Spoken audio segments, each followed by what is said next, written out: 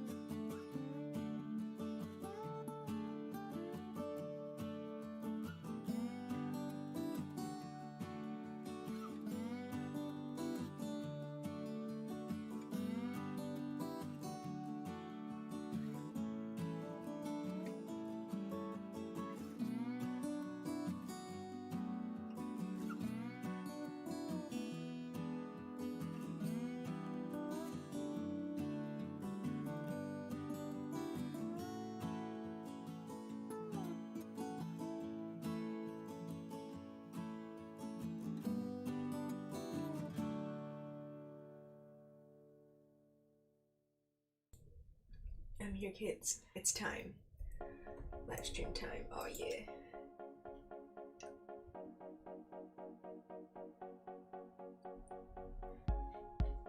So how are you all doing? I hope you guys had like a good Christmas season and stuff like that.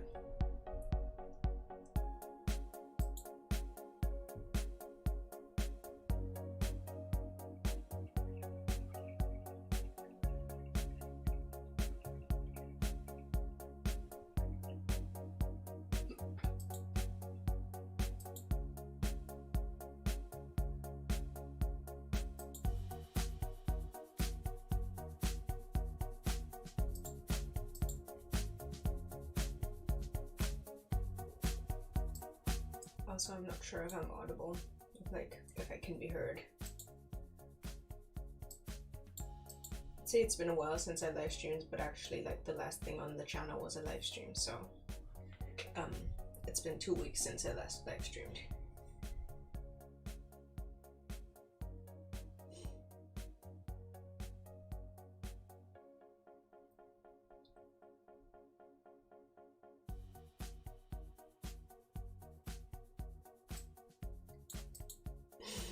Merry Christmas to you too, Murdoch.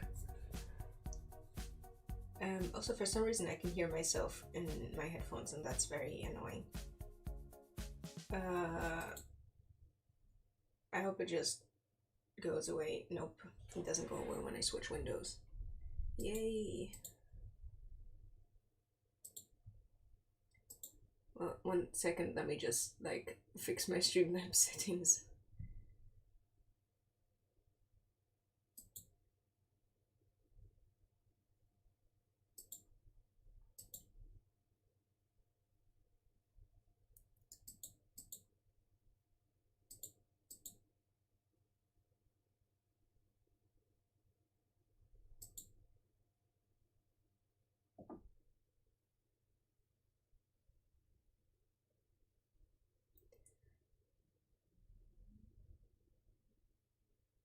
Wait, so can you guys hear me or can you not hear me? Oh. Wait.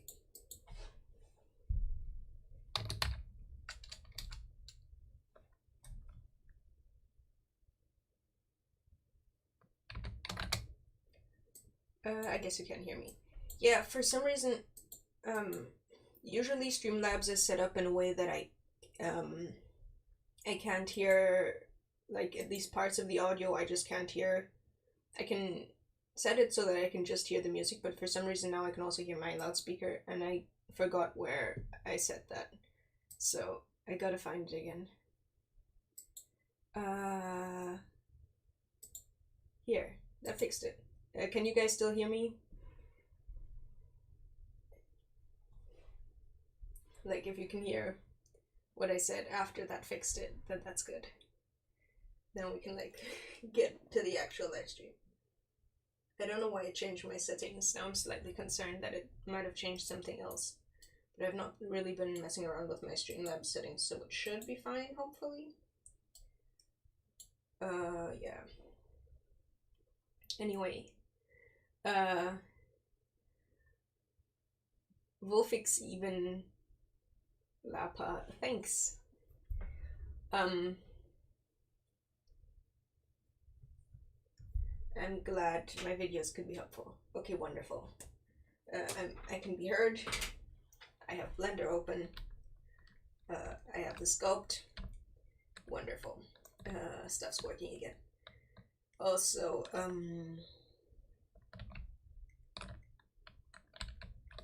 I was sculpting in ZBrush earlier. I'm actually working on a character. For those of you who are on the Discord, you'll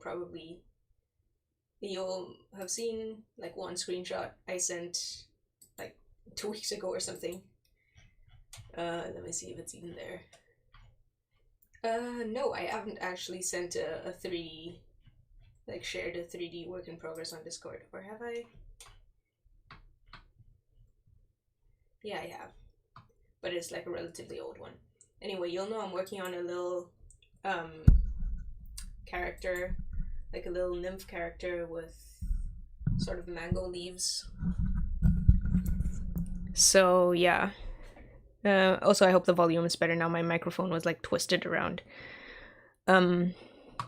Anyway, yeah, I've been working on that character, and I was working on her in ZBrush earlier for quite a while. So now, I need to like get back in the flow with Blender hotkeys. So if I constantly like press, wait, what does S do in Blender? S scales. If I constantly scale the model like this, that's because I'm confused and I'm trying to make my brush bigger or smaller. Also, sorry, Murdoch. Yeah, I was genuinely planning on like streaming again at some point last week. But that didn't happen because I got distracted by other things. No, there's just me. If there isn't a second voice, then that must be your imagination, or something is messed up with my audio. Hey, and I'm doing the thing that I said I was gonna do. Okay, lovely. Audio is perfect now.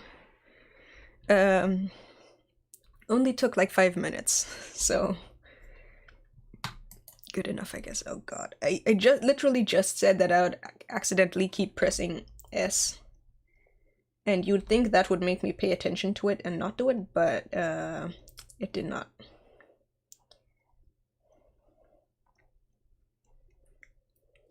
Here's something I really like in Blender. I really like this new elastic hook brush. I don't know if ZBrush has a brush that's similar to it, because the regular grab brush isn't, and the the regular move brush in ZBrush isn't like that. And the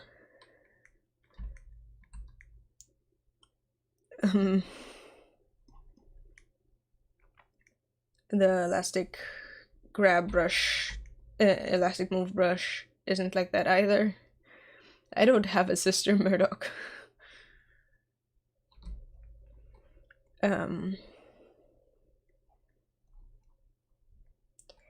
Anywho, yeah.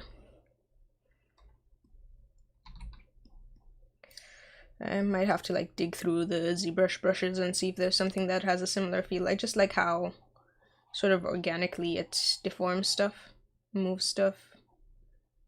Yeah. ZBrush doesn't really have something. The regular move brush in ZBrush isn't quite like that. Also, man, I love being able to just go into object mode and transform stuff. I was trying to transform multiple objects together in ZBrush earlier. I keep talking about ZBrush, but that's the last thing I used, so I guess you're gonna have to deal with it. And damn, it's so annoying to deform multiple objects. Like, I like just being able to go into object mode, select them, and then just scale, rotate, whatever. So much more convenient. Gonna have to, like, import the model I'm working on into Blender to do that here, and then back again.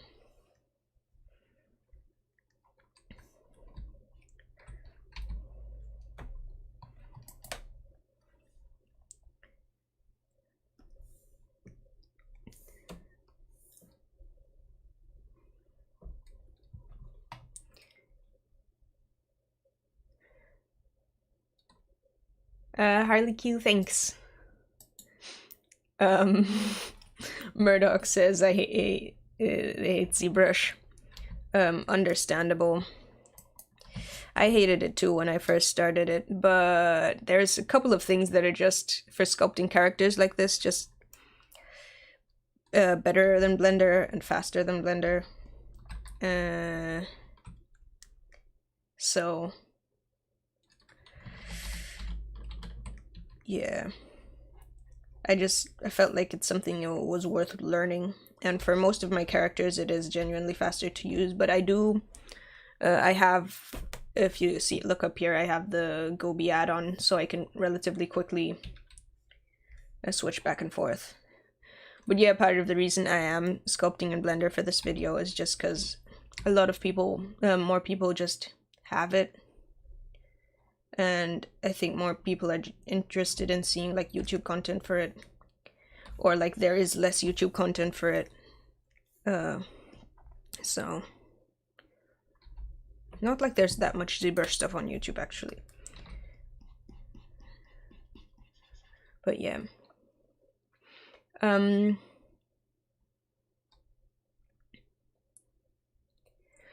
Mirvana. Yeah, Mirvana. Yeah, the Blender has definitely gotten a bunch of new stuff. Like, I keep pressing S. It's so annoying. Like, I feel like I should change the hotkeys in one of the two programs. But also, that seems like a bad idea, because if then stuff resets, I'm gonna be messed up even more. But yeah. Anyway, yeah, Blender has gotten a whole bunch of new features, especially in... It was around like 2.9 or 2.82 to 2.9 while Pablo Dubaro was at the Blender studio. He added quite a few. He worked on quite a bit of stuff like the voxel remesher and the texture painting stuff. So the vertex painting stuff, though that isn't sadly in like that main builds, I'm gonna have to download the alpha if I want to use that again, which sucks a bit. But yeah, there's definitely a whole bunch of stuff. Like you can definitely use it for sculpting, but as Furries Only says, it is the standard in most companies, so it's worth knowing since I want to become like a proper pro, let's say. And it does have some things going for it that Blender just can't quite compete with yet, especially the the Z remesher. There. Also, Murdoch. Nobody else is saying they can hear two voices, so I assume it's something with you. Because there is only my voice.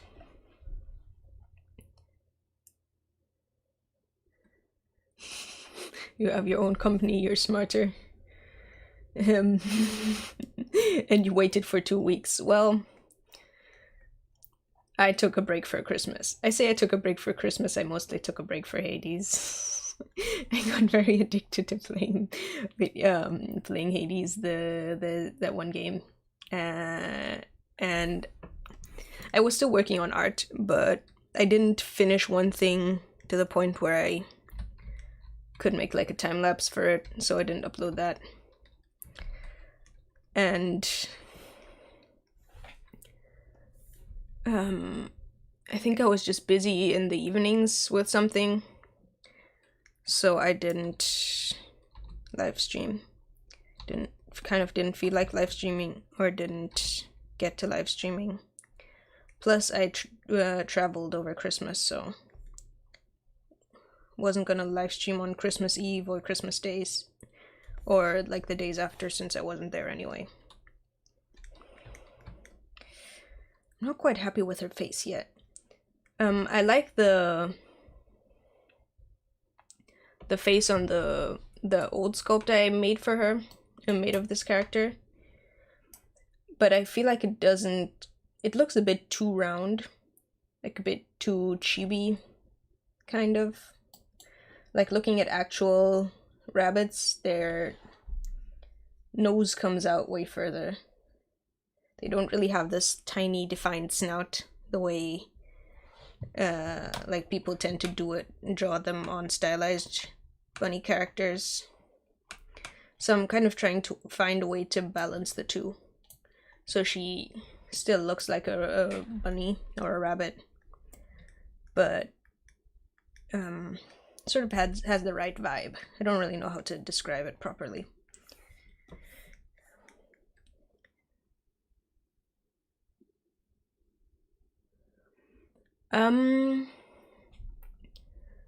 Awesome. I am Bottlecap asks, did I go straight to sculpting when I started 3D, or did I learn traditional 3D modeling first? So that kind of depends.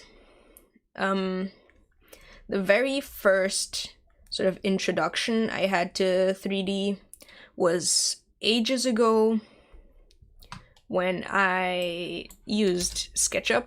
If you guys know that, it's, well, I don't really know how to describe it. It's a 3D software, but it's mostly meant for architecture. I was introduced to it by one of my teachers in middle school. But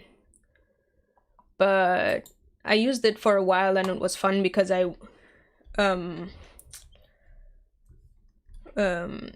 like I just enjoyed the idea of doing 3D stuff. But I got frustrated with it pretty quickly because it just doesn't have any tools for organic modeling, like making characters or anything like that, which is what I really wanted to do. So I didn't do 3D at all for like 5 years or something like that. And then in 2017, when I started, well, pretty much around this time, 2017,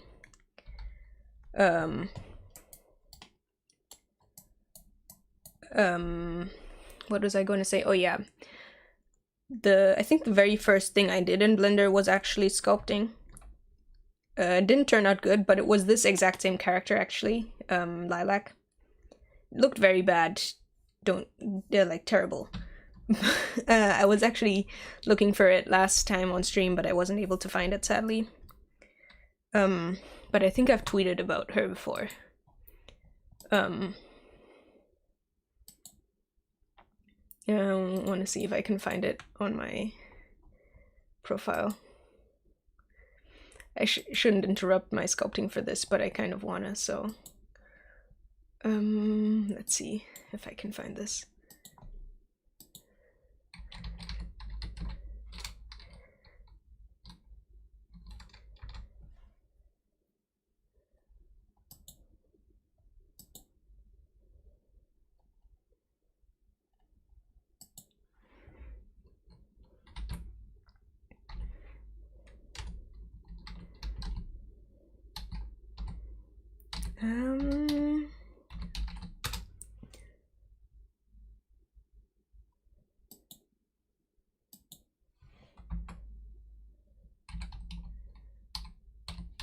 No, I can't find.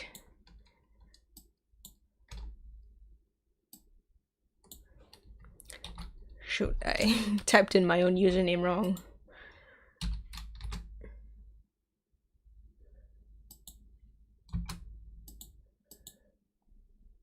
I should be sculpting instead of looking up this stuff, but I kind of want to find it, so I'm just gonna do that.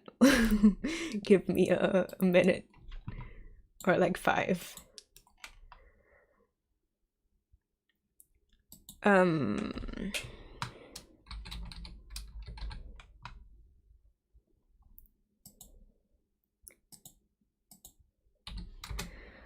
Also, taking a look in chat,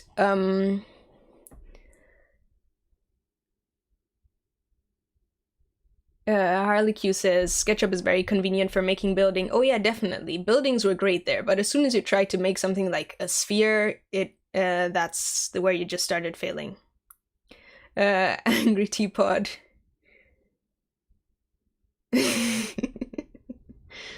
That's a mood, honestly. Like, when I downloaded Blender because I really wanted to make characters in 3D. Like, I knew I wanted to do that. I knew I would get really into it. But yeah. Also, hey Paul Henry, welcome. You are now here. Also, you wanted to commission me, but I'm closed. Yeah, so I've been working on a whole bunch of stuff towards the end of the year, since October, around about. Working on properly setting myself up and getting like my tax number and all that good stuff.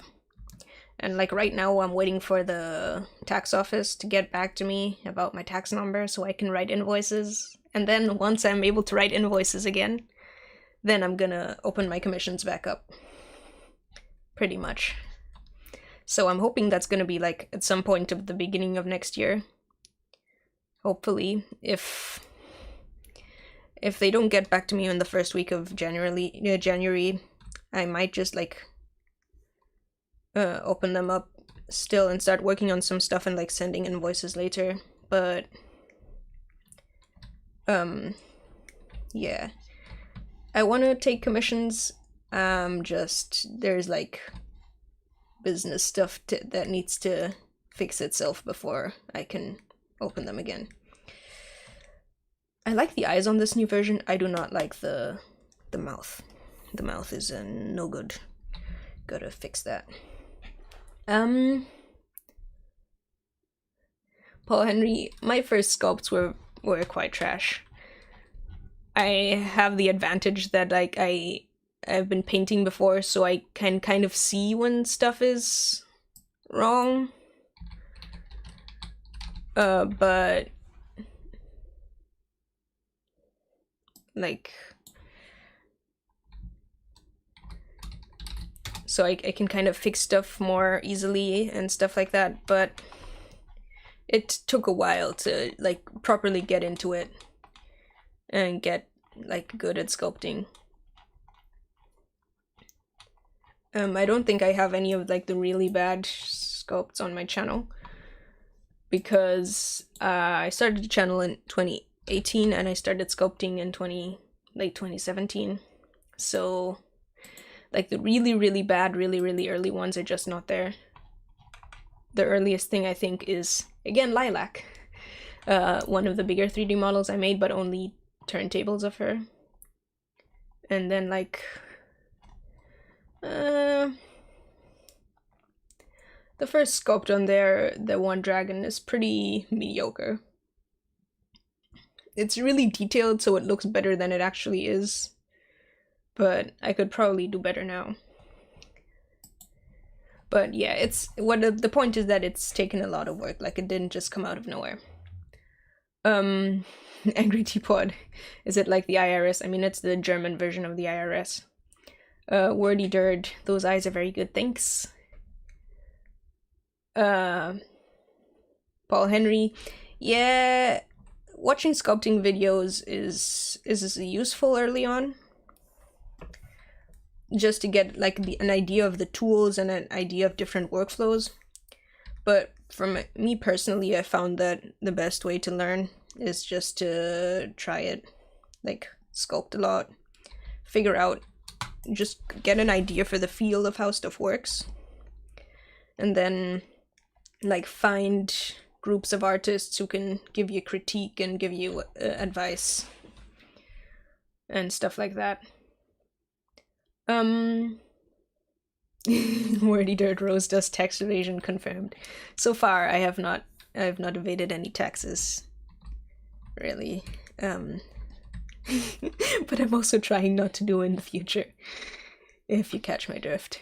Though honestly, like, there's so many people who commit like tax evasion, like minor tax evasion here, and I am starting to get it, because the whole system with taxes and all the laws are so complicated and so annoying and boring, where it's like it would be easier to just pay in cash and disappear with it, if you know what I mean.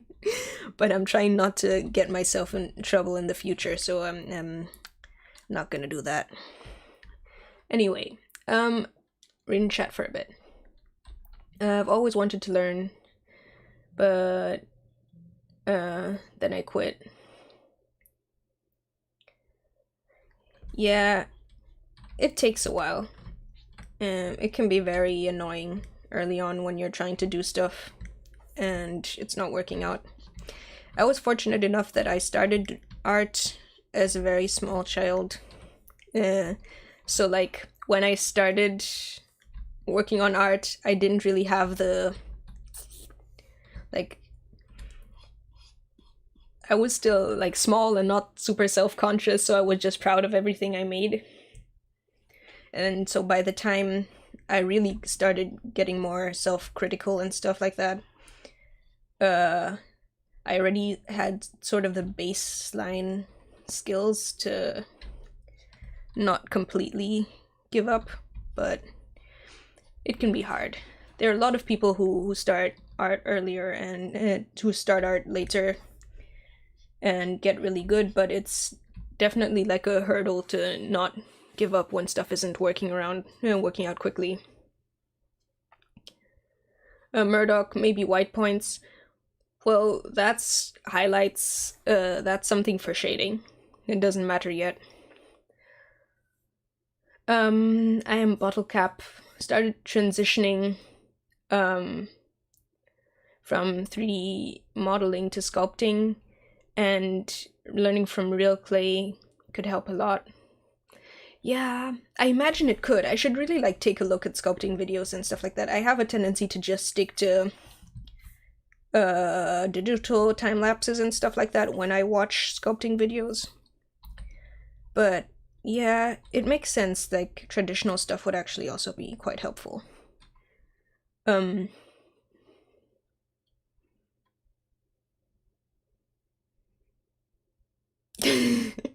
Paul Henry, I think if you do that, you would slightly mess up my.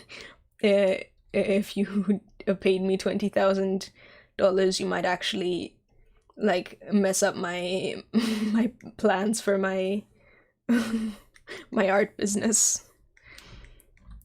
Or like I do literally just the one commission and then not anymore for the whole year and just work on personal art.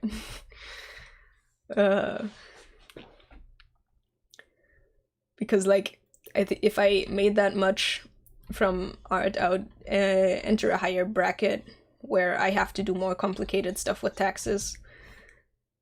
And like the baseline complicated taxes is already complicated enough. I don't need to like jump to level 2 taxes right away. Also furries only Nitschka.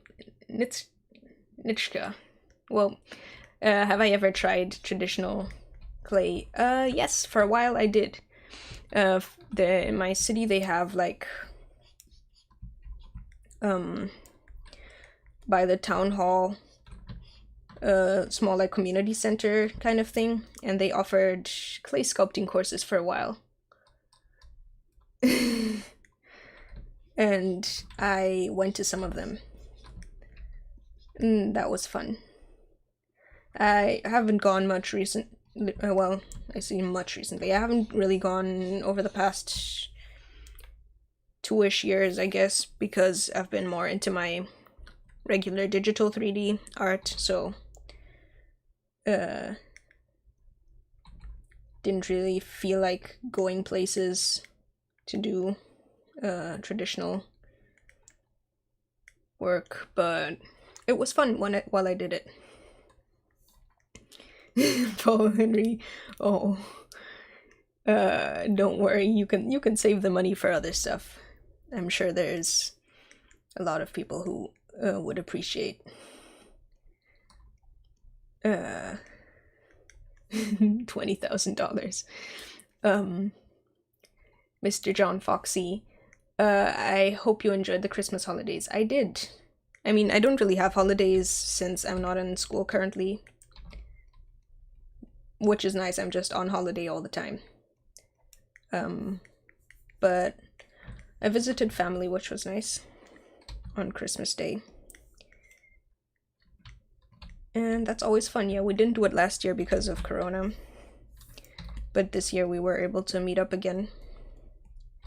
We had a whole bunch of food. We still have a whole bunch of food, like still have like leftovers and chocolate and all that stuff, but it was very nice. Also, I'm realizing, or I actually realized it after stream last time, that the floppy ear was like way bigger and had a different shape, so I'm gonna fix that now before I forget again. Actually gonna leave it rounded at the bottom like this, because looking up reference pictures of rabbits, they seem to have mostly rounded ears like this. God, navigation in Blender. Navigation in Blender is fine. Navigation in Blender, when I've been using ZBrush for several hours today, is a huge pain, because it's the same keys, like Alt, Shift, and Control, but they don't do the same things in ZBrush and Blender. So like zooming and rotating and stuff are slightly different, and it messes me up constantly.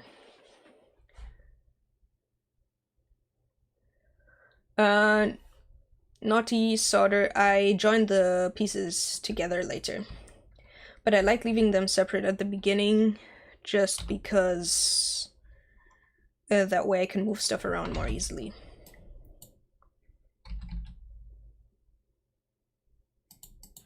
I am bottle cap. For like, if I'm gonna be using the character for something, you pretty much have to do Retopology by hand. You can't really work with auto Retopology unless you're like working from a base mesh that already has handmade topology. But no, I have to do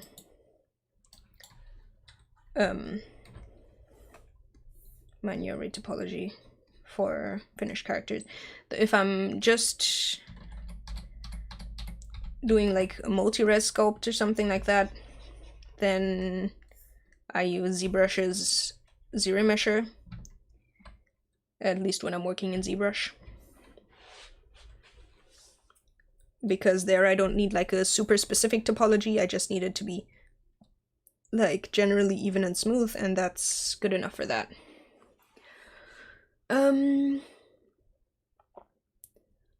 Wordy dirt, is it hard to work on something once it's posed like that? Here for this model, well, the ears are asymmetrical, so it doesn't matter. The symmetry doesn't really matter, and I couldn't really sculpt them symmetrical since the ears are very different.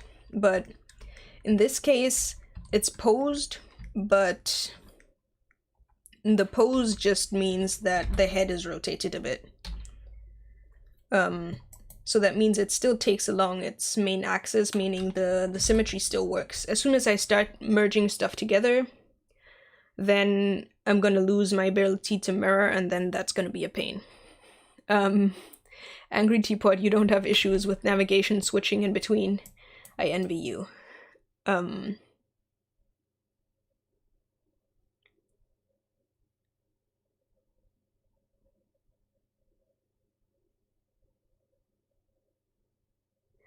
Paul Henry, aw, that's sweet. Yeah, Blender's pretty good if you want to sculpt for fun and for your friends. I would highly recommend it. Wouldn't necessarily recommend ZBrush if you're doing a lot of personal sculpt.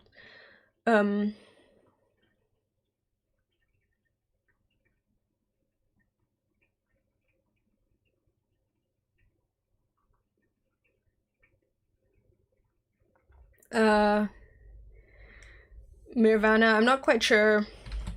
I assume you mean like you're unioning stuff with booleans. I don't bother with booleans. Booleans never do what I want them to do, and they always murder everything. So I just join them and then use the remesher and hope that it turns out okay without me having to go really high poly. And Naughty Solder, if you join meshes, they lose quality. Well, I would assume that's usually because you didn't remesh it at a high enough resolution. But yeah, that would probably happen. Harley Q, how do I sculpt the inside of the mouth if I'm going to rig her? Honestly, I ask myself that a lot too. I don't really have a very specific approach for that. Usually if I have a character who needs to open their mouth, I'll just sculpt the mouth open and hope that works out when I rig it and close it. But I'm still figuring out what a good workflow would be for that. The creative technologist. Do I do commissions? Yes, whenever the tax office gets back to me with my tax information that I need to open commissions. I mentioned that a bit earlier, but you can contact me preferably via my email, but I'm not sure if I have that listed anywhere, so DMing me on any of the places that I have on my link tree would work.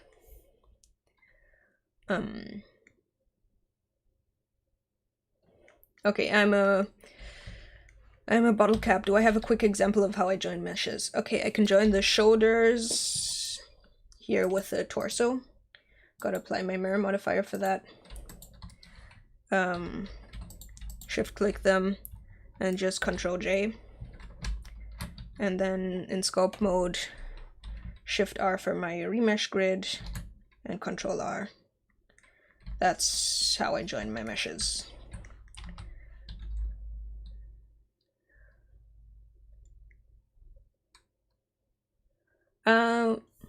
Wilhelm, thank you. I hope your 2022 is amazing too. And so far my year is ending pretty well, I would say.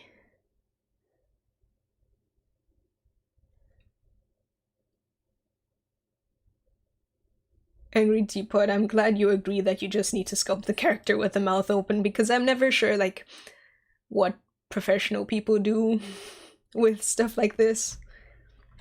Because sometimes I feel like if you sculpt the mouth open, you'll just end up with it not looking completely right if you sculpt it, if you then pose it to be closed.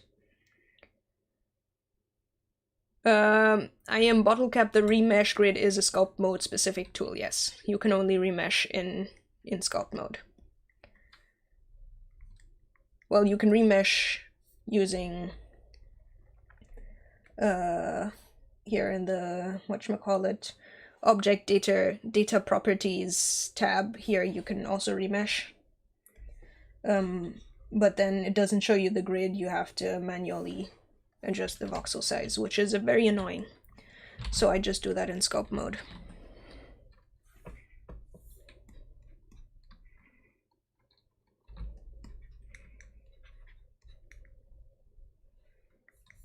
I'm not quite happy with the snout yet.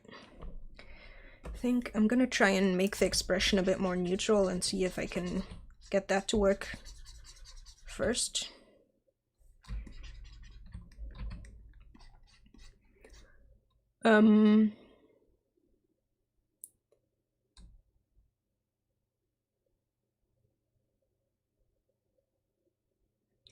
Yeah, booleans make n-gons everywhere. I mean, if you're sculpting, the exact topology doesn't really matter if you're joining two relatively high poly meshes together. But generally booleans are very annoying, so I avoid them where I can.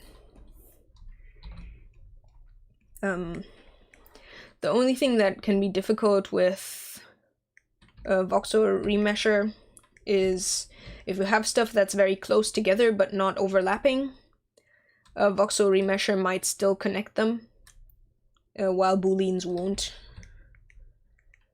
But usually I can avoid that.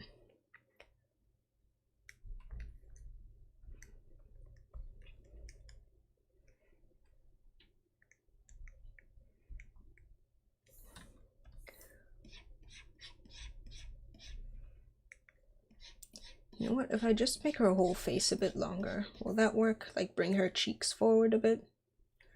That might work.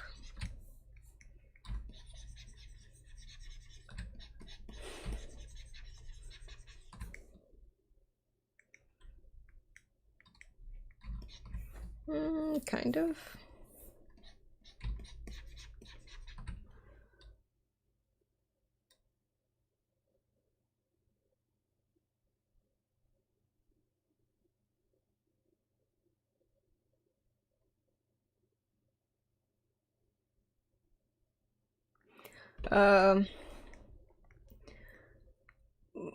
Volvixen Lapa. I guess the difficulty isn't if you're polymodeling, then it's not that hard to make the inside of the mouth. That's very straightforward. But if you're making a high poly sculpt and then retopologizing and especially baking, then the inside of the mouth is a bit of an issue.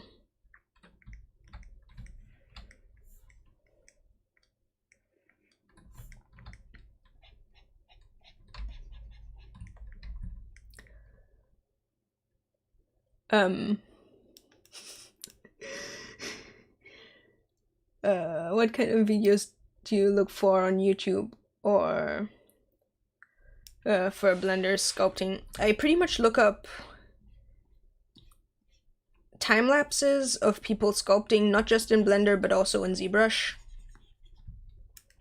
I very rarely look up like tutorials because unless I'm really looking for a very specific thing, because a lot of the time I usually just work with what feels right rather than like an explanation from someone. But yeah, I don't really look much on other free sites. Can't really find that many. Occasionally maybe like ArtStation Learning, but I haven't found much for character creation on ArtStation Learning, sadly. Bad Flower, Hades Hell mode, let's play when. Don't call me out like this. Like the I would say like 80% of the reason that this live stream didn't happen that you guys had to wait 2 weeks for another bit of content on this channel is because I've been very addicted to Hades. I've played like 90 hours in the last 2 weeks or something like that, and I feel very bad. Don't call me out like this. It's a very good game though, it has nice characters, and it's fun. Would highly recommend it. Also, Murdoch, no, I'm not sculpting with a mouse, I'm sculpting with a pen. Wouldn't sculpt with a mouse. Sounds like a pain. I like how the snout looks from the side at this point. I'm not quite sure from the front, but I feel like it's workable.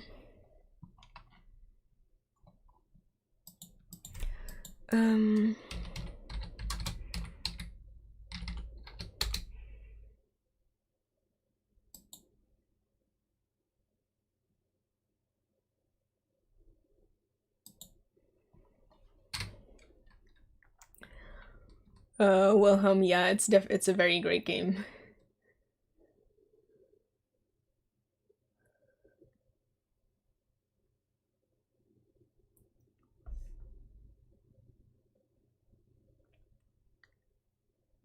First only, yeah, I actually wanted to start the stylized character course on the Blender Cloud, but then I never got around to it. Murdoch, you'll come in here saying you're a pro when you have a company, and then you'll say stuff like you sculpt with mouse and you only ever use dynamic topology. I'm getting very mixed messages from you.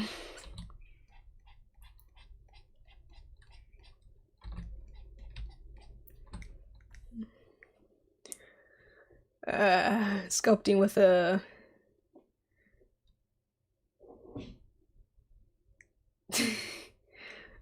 laptop, sculpting with a mouse is a pain. I sculpted with a mouse for a while. Like, it's possible, but it's not nice.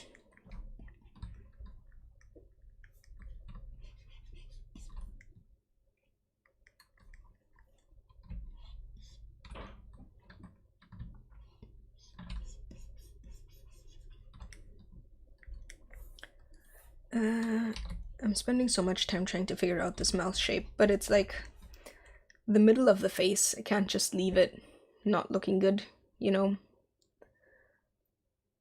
Paul Henry, looking for a laptop and mouse.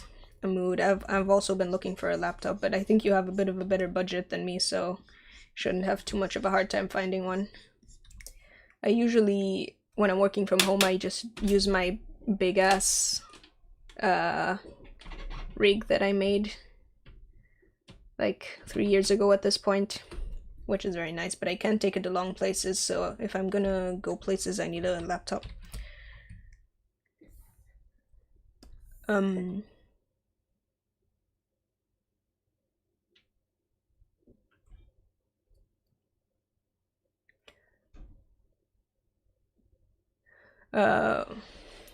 Willy Vixen Napa, I use the you do the inside of the mouth after retopo and baking. I feel like, I mean, yeah, you can fix texture issues afterwards in Photoshop, but I feel like that doesn't seem like the right way to do it, you know? Like, it can work, and like the normals inside of the mouth don't have to look particularly good, but it doesn't quite feel correct.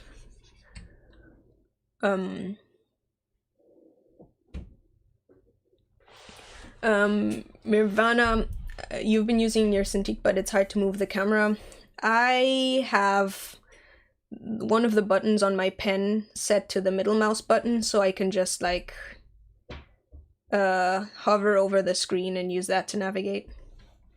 And that's been working for me quite well. I will use my mouse though if I'm doing anything outside of sculpt mode pretty much. So if I'm doing any like moving, scaling, rotating, doing navigating around my menus, anything.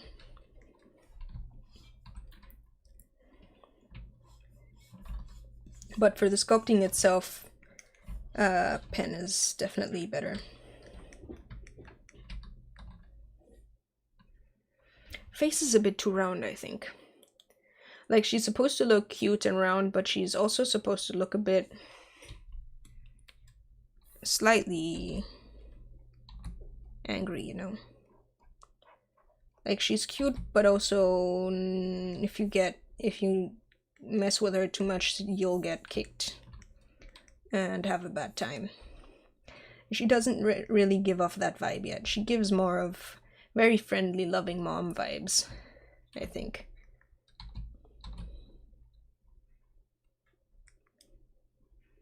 This makes her look even more mom, but it makes her look cute, so I'm just gonna stay with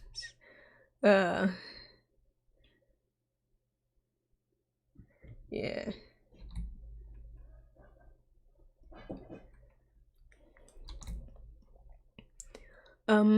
Also bad flower, yeah, that's part of the issue with 3D on laptop. I'm honestly hoping, I'm probably not going to do a whole lot of 3D on a laptop, even when I get one, because I have my rig at home for my main stuff. I would probably be doing more painting when I'm on the go, but we'll see. Like right now, because of COVID, I'm not going places anyway, so it doesn't really matter, but still got to figure out what exactly I'm gonna need in the future. You know what? I like this, with the cheeks being a bit sharper. It's not exactly puffing up the cheeks like not Sauber said, but close enough.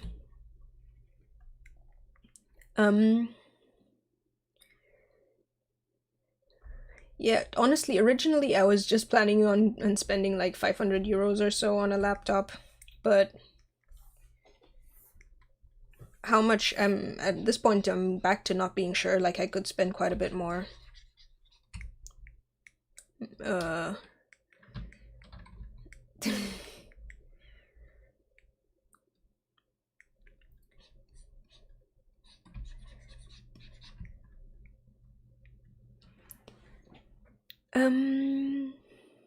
Flower, bigger cheeks.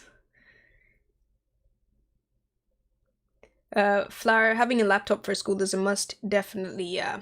However, the school also gives you setups, PC setups. So for the actual, like, heavy-duty film stuff, I would still have a rig. I would still only need my laptop there for relatively small-scale stuff.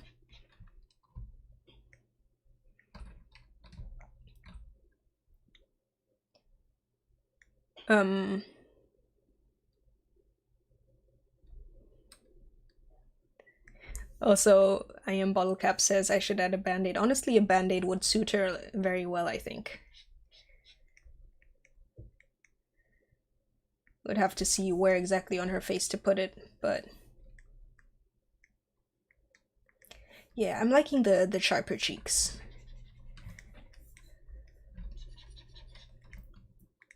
And I think I've also figured out her snout at this point. She looks very smiley, not as neutral as I was originally planning, but I could just like angle the mouth down if I wanted to make her look less smiley. Can also give her like slightly angry eyebrows.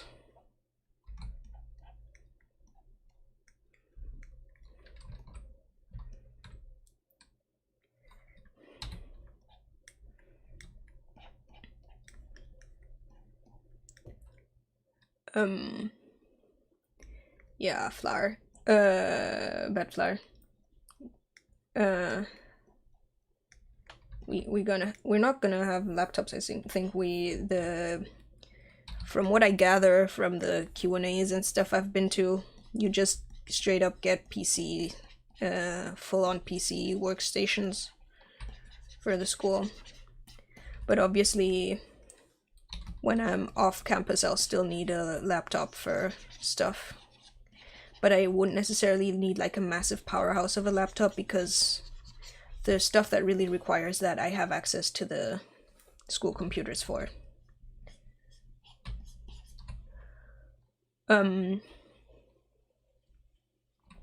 Also, somebody asked something.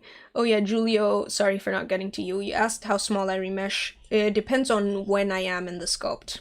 I try and generally keep my remeshing as sort of low poly as it can be for the amount of detail I'm working with.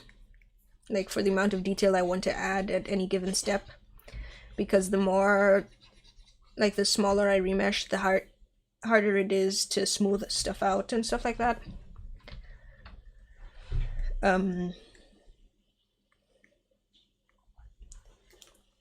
But yeah,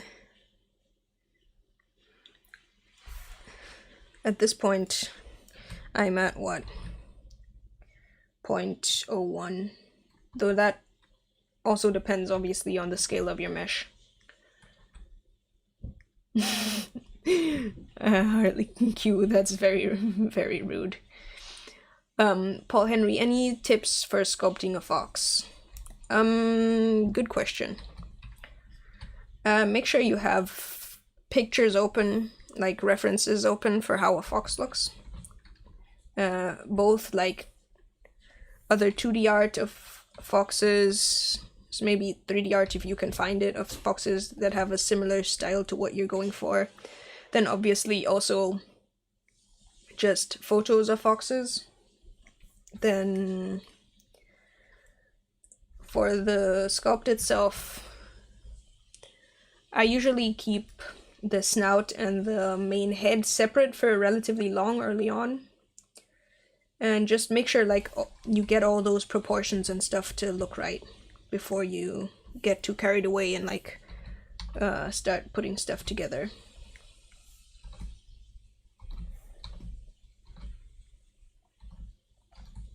Or start joining stuff together, sorry. Gotta take a look at how rabbits' noses look like. Very thin. Right now she doesn't, she has a cat nose instead of a rabbit nose.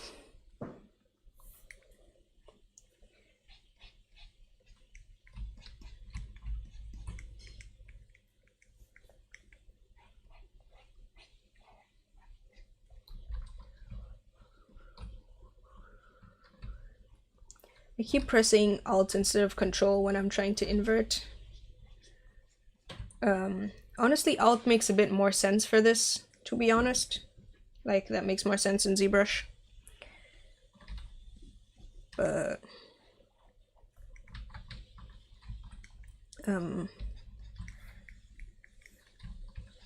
Blender just kind of has Alt for all the, yeah, Control for all like the invert features.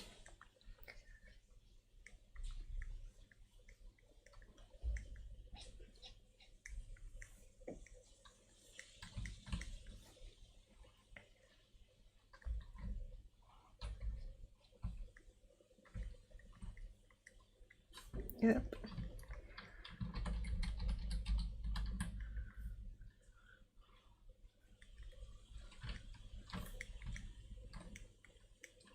Yeah, I think her face now is giving off the vibe that I want for this character, which is good. I mean, the old sculpt also was, but this one's pretty good.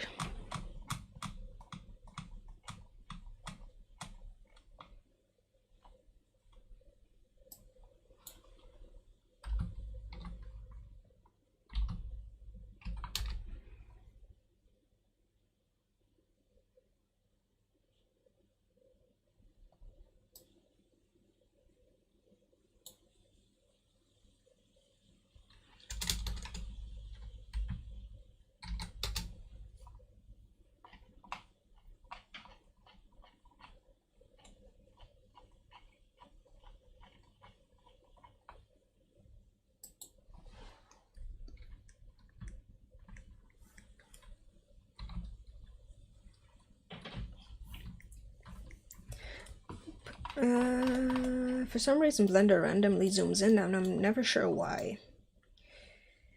Okay, now I just have to somehow smooth all of this out. this is the part of the sculpt where ZBrush is nicer because I could just like Z-remesh this and smooth it more easily. And I might just straight up export this into ZBrush and just Z-remesh it. Could actually just be quicker and easier than trying to mess around with smoothing it manually. Though then I'd have to mess around and see how I best...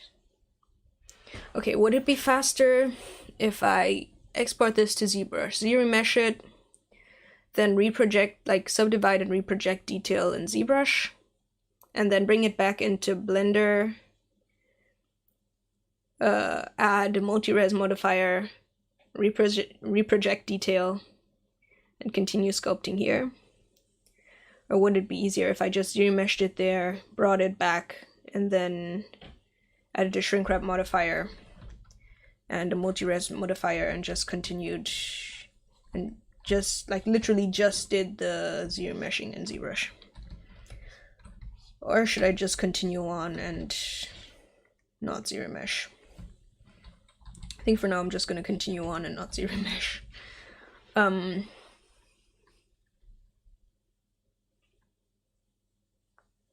Yeah, the comma, well, for me it's comma on the numpad, but I think that's because I have a German keyboard, and in German we use the comma instead of where you guys use the point.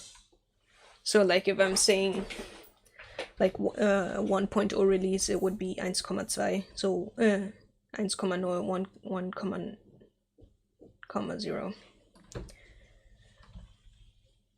1,0.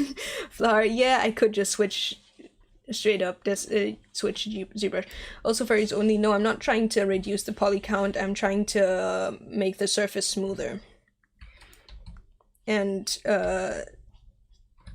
multi-res sculpting or subdivision sculpting is a bit nicer for smooth surfaces. The thing is, I said this was gonna be a Blender stream, and I don't want to have to switch the thumbnail, so I want to keep it in Blender as much as possible.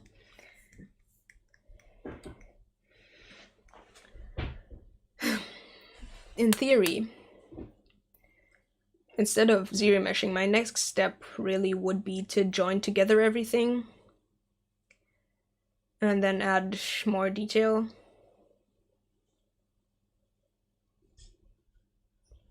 And I'm not sure how I want to approach that.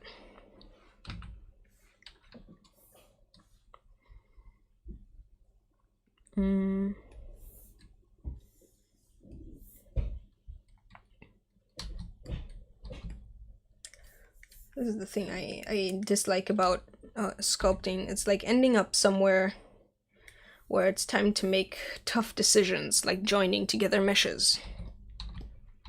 And it's worse in Blender than in ZBrush, because in ZBrush I can more easily separate stuff again. I've gotten so used to my workflow in ZBrush, in case you haven't noticed. But again, like I mentioned earlier in the stream, right now it looks like more people are interested in seeing Blender sculpting. And that's part of the reason I'm live streaming. Like if I'm just making personal art for myself, then I'm gonna use ZBrush because that's usually quicker and easier. But I'm live streaming to sort of share my life process and answer questions. So yeah, and no 839. Thank you, and Happy New Year to you too. Can't believe it's 2022 and like less than 48 hours. Tomorrow is New Year's Eve. Gonna have a nice dinner with the family, even more food. Just had so much food, like over Christmas, because on Christmas Eve, my like immediate family, so my mom and my dad and my singular sibling, had food here, just like as a small family. And then on Christmas Day, we went to visit our relatives and had more food. And then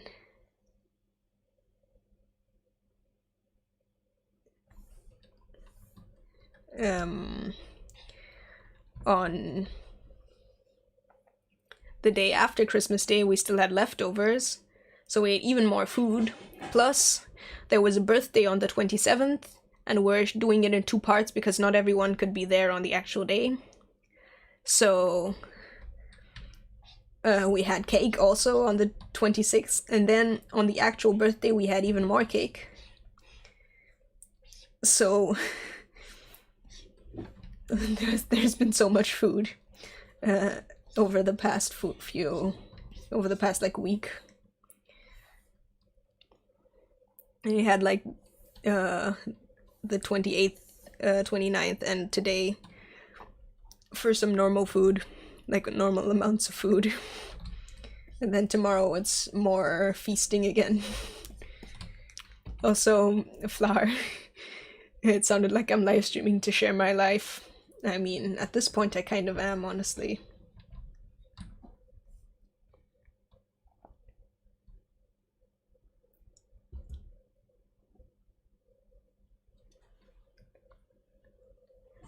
Yeah, Paul Henry PC go brr.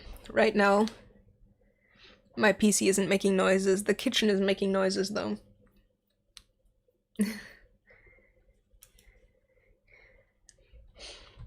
Oh, 25 people is a good amount for a birthday, honestly. More than I'd have at my birthday, but that's mostly because I'm relatively anti-social in real life. And on Discord. Let's be honest. I'm antisocial most places. I'm not a very social person. I don't like people.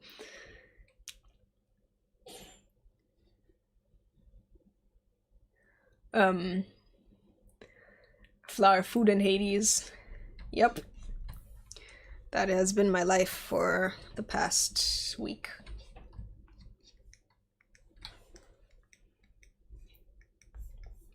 And you know something that's weird? None of my female characters ever really have titties. The only female character I have that actually has boobs is Lilia. All the other ones just have a relatively flat chest. And even Lily doesn't like have massive titties or anything.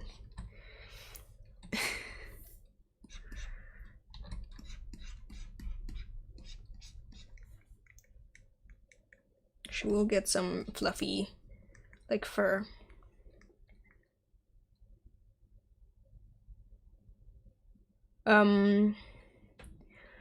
Harley, what's the purpose of joining everything together?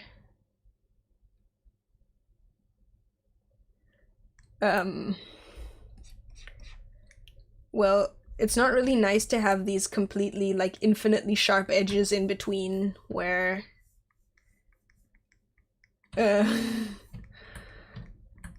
like where different parts of the model intersect.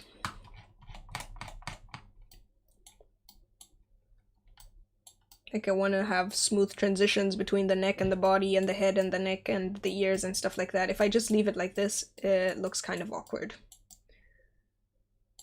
There are some things that I might keep as loose parts, like the hair on the top could stay.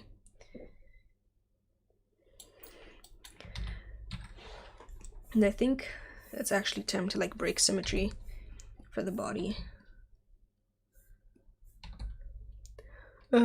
Murat, who likes people?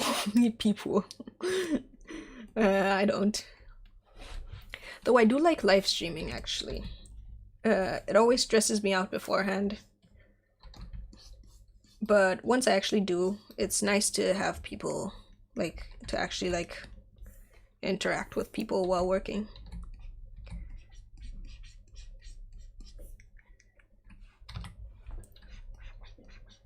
I gotta add fur, and I gotta remember how even to make fluff.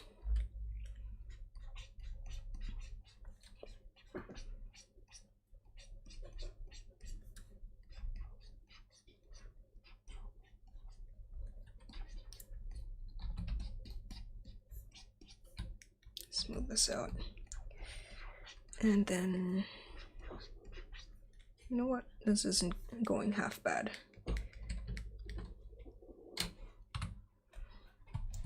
I have no clue why stuff just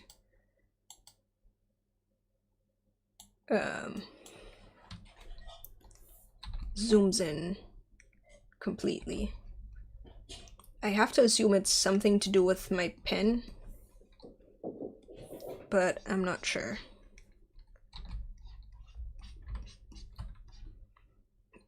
Because I don't think it ever happens when I'm using the mouse. Like when I'm doing regular box modeling or something like that.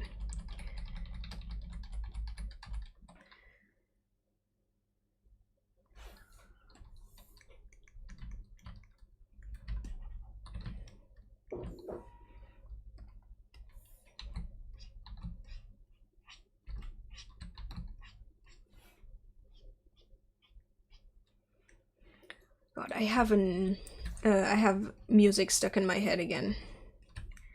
But it's like kind of depressing music, which sucks. A few live streams ago we were talking about, I'm not sure, like, yeah, it wasn't the last one of this live stream, but a while ago we were talking about music, specifically metal, and I said I was gonna like go back and listen to some of my metal playlists again because I hadn't for quite a while. And now I did, but now I have some of the songs stuck in my head. The problem is like some of the songs in my playlist is like the melodies have really good vibes, but then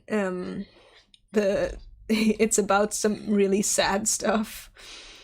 So like I'll be vibing with the melody, and then suddenly I start listening to the lyrics and like actually this is really sad. Which isn't great. So now I have really sad metal songs stuck in my head, which is not great. What is this? Why you do this? You know what? This fluff isn't giving me the right kind of vibes. So I'm just gonna smooth all of it out.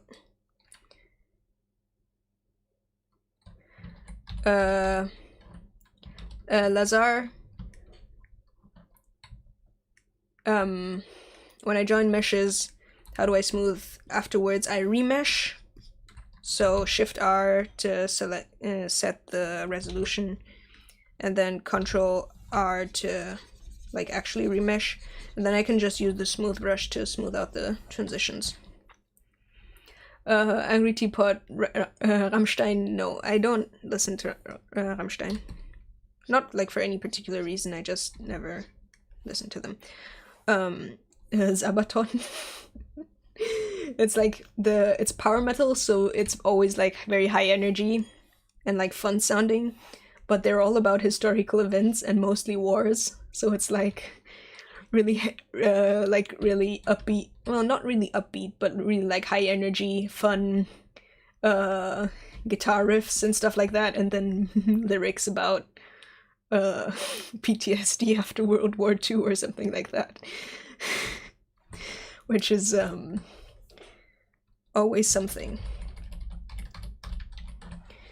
You know what? It's been so long since I sculpted fur last that I've forgotten how I do it. It's not very good.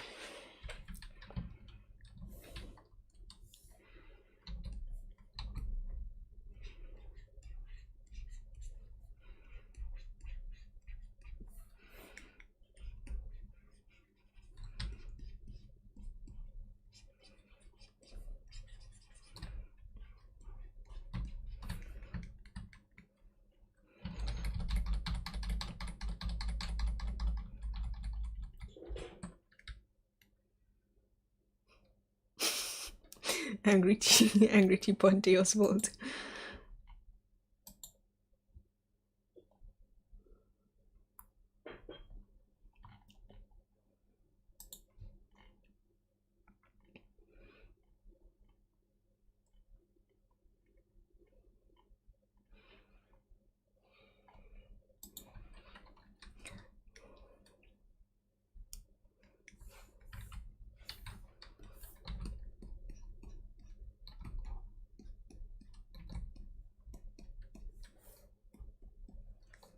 I think I might have to like merge the neck with the torso before I can properly make the fur.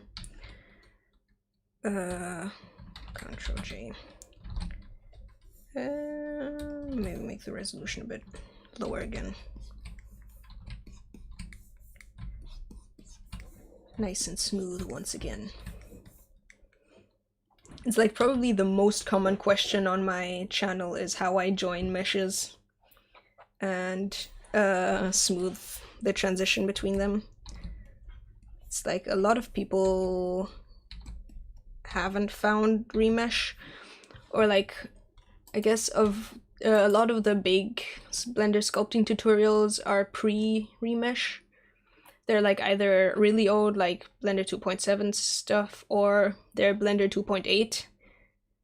And they came out around Blender 2.8, so they were just made without the remesher. And then there's some people who don't use it a lot because it doesn't really fit into their workflow, which also makes sense, I guess.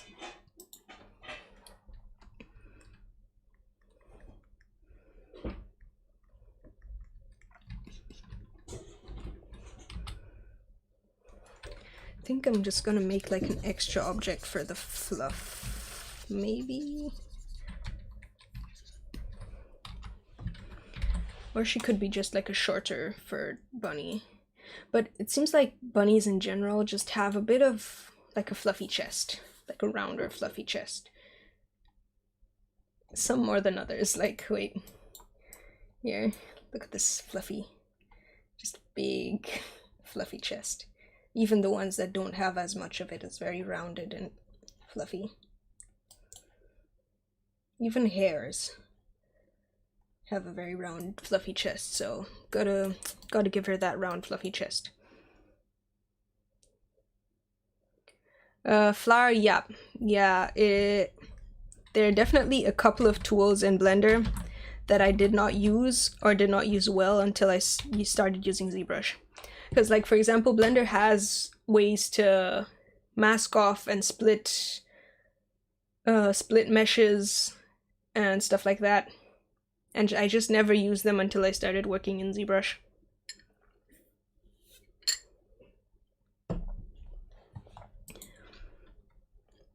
Her torso might be a bit too big. That bunny has its own pillow, yep.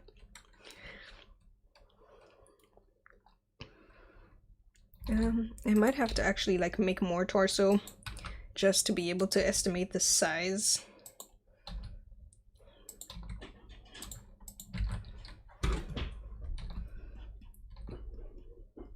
I'm just gonna like mirror what I already have.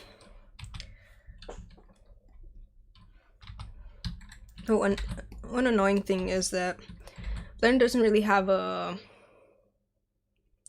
mirror, like a quick way to mirror an object. I usually just add a mirror modifier and then a remesh, but that's not really the best way, probably. Furries only. Have I ever tried alpha brushes in Blender? Yes, kind of. But I very rarely use them because like just the style that I work in is so smooth most of the time that it doesn't really make sense to use alpha brushes. Unless I'm doing something like surface fur detail, in which case I'd have to find the brushes first, and by the time I found the brushes I'm like, I might as well already just do it, sculpt them manually.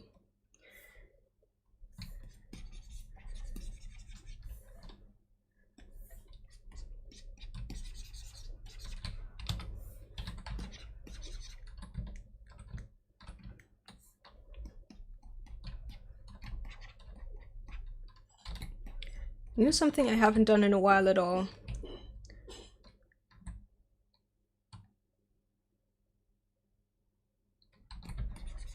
Is use dynamic topology and the snake hook tool.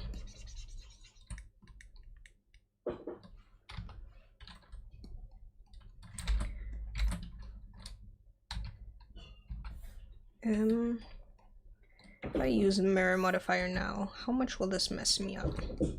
So far, not at all. Good.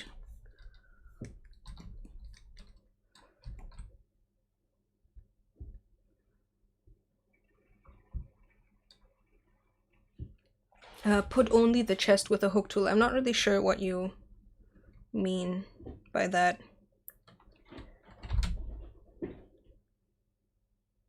Oh, pulling down the chest to make the... Using the snake hook tool to pull down the chest to make the torso. Yeah, I like having... I prefer working by adding several objects, like more objects, instead of just pulling out the ones I have. It's just like how I prefer to work.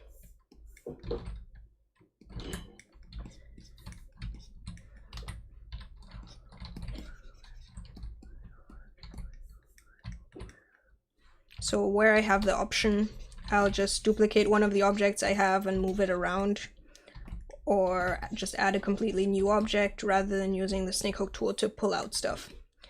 It's like, for some of my older sculpts, I would have like even used the snake hook tool to pull out stuff like the ears here, but at this point, like as I said, I just like having separate objects by default, and it feels a bit easier to work with.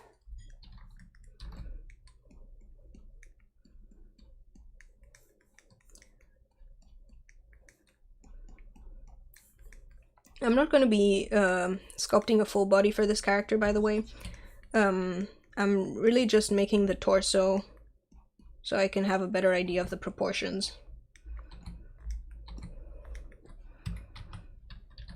Yeah.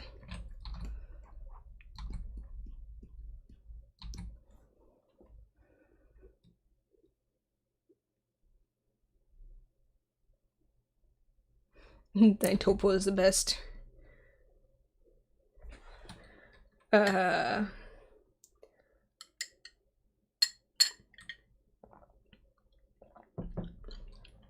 I still disagree on that, but you do you, I guess. Way prefer remesh over Topo. Digital Expressions asks, is ZBrush better for sculpting anthro characters? ZBrush just has some additional tools that make sculpting in general easier.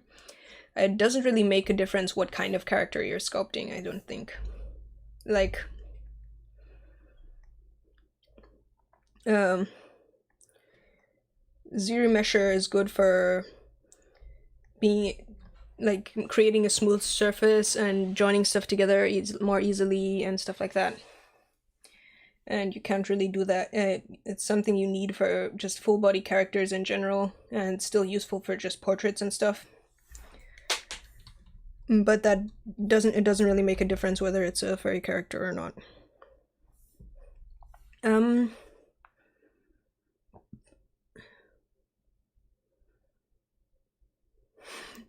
Remeshing has been the bane of my existence since I started to work with models. Can't relate. Love remeshing.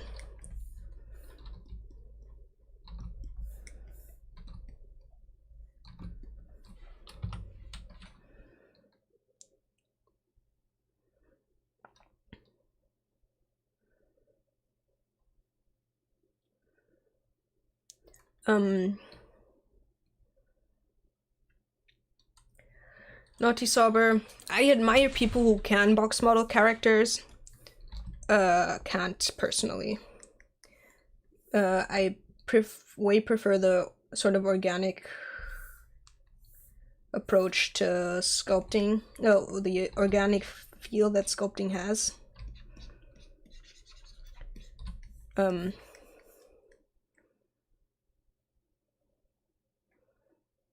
Fur IMM brushes are great, fast and furry. Gotta like take a look at that. Let me like open it in a new tab so I don't forget.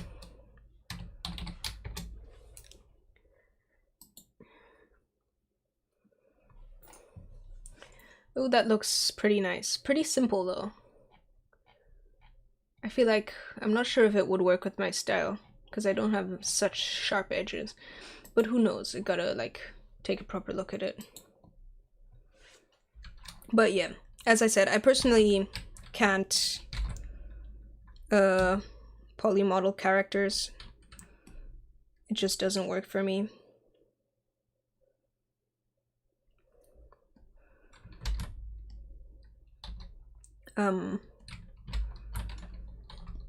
I've tried a couple of times and I just can't get the surfaces to be the way I want them, or like control the volumes the way I want to control them. No thank you. Okay. I'm just gonna ignore all of this and pose based on the top, because that was my plan anyway.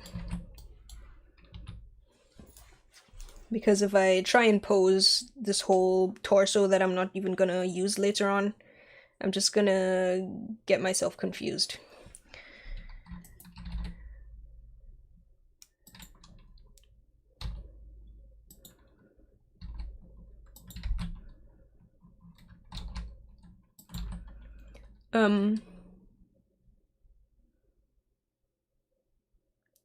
Digital expensive, yes, I have considered that actually.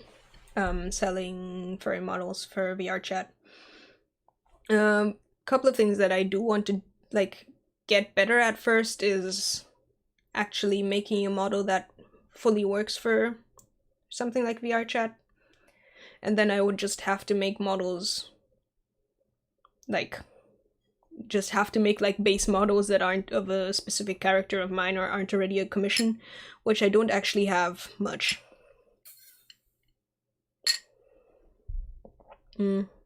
So yeah, I'd have to make some of those. And also, it could be a little bit difficult again with taxes, because with German law, with how things are, doing commission work is a sort of different kind of work than selling pre-made stuff, like selling models. And so I can't really put too much of my income as an artist on selling stuff, or even like YouTube ad money, without having to make some changes again. And I don't really like, I want to just be chill, do commissions, not have to worry about taxes, you know, would be dope. Not really an option, but oh well. Naughty Sober. Yeah, not sober. I can't read, sorry. Yeah, it's more organic and yeah, intuitive and artsy. All words that I would use to describe sculpting when compared to box modeling. You are correct. Just has a nicer feel. Like box modeling, but like on the other hand, for me, trying to make a hard edge thing with poly modeling also feels like off in that kind of way, because it suddenly feels like I'm trying to use the wrong approach for a certain kind of thing.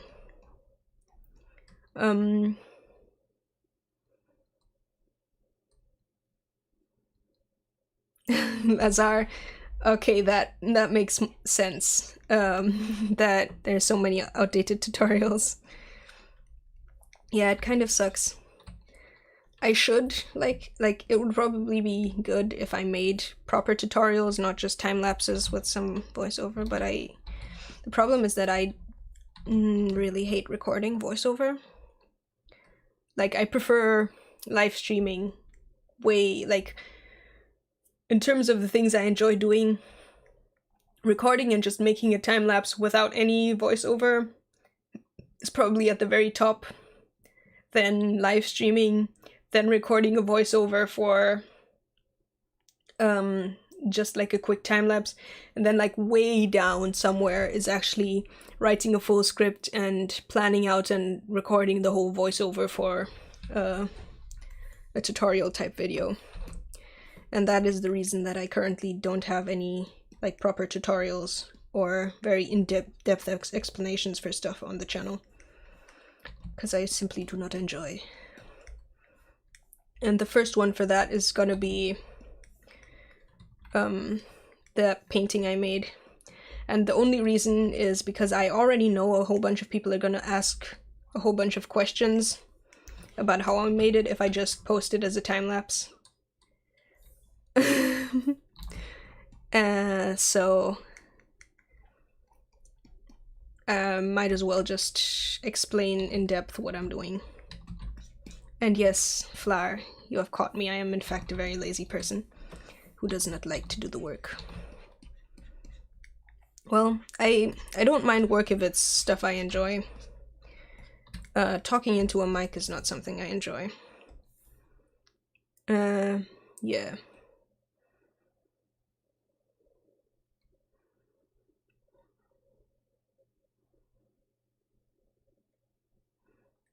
Digital expressions. Yeah, it's definitely worth looking into. Also, good luck. I hope your model does well on Gumroad. And yeah, it's definitely, like I said, something I've looked into. Depending on how my art stuff develops over the next couple of years. Or like probably more just over the next year.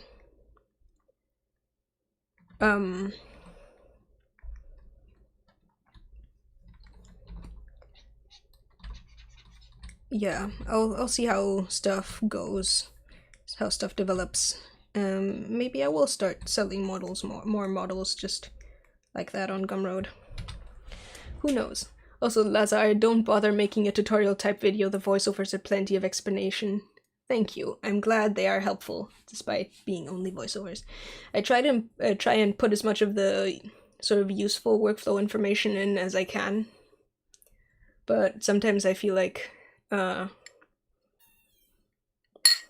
I still get a lot of people asking for a non-time-lapse tutorial, which is, I guess, why part of the reason why I'm live streaming is because I feel like if I'm gonna have the whole like uncut, like not sped up real-time process, I might as well be answering questions, because otherwise I'm just gonna end up with an extremely long video.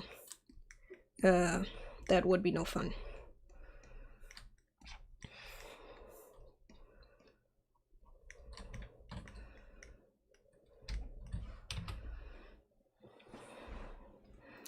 I wonder if rounded fluff would look better, or if like sharp fluff would look better, because she has sharp fluff on her head and her cheeks are kind of sharp. I'm actually just gonna duplicate this. Put one in scrap.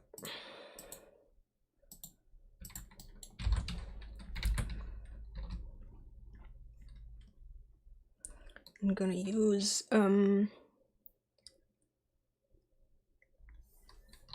the grab brush to sharpen them. Digital expressions. Thank you, and also don't worry, you're not distracting. I mean, the whole point of live streaming is talking with chat. Otherwise, I could just record a regular video. But I really enjoy talking about random stuff. Like, stuff that's related to the sculpt itself is fun. But just art stuff in general, or even just like random conversations, are also just fun to have while sculpting.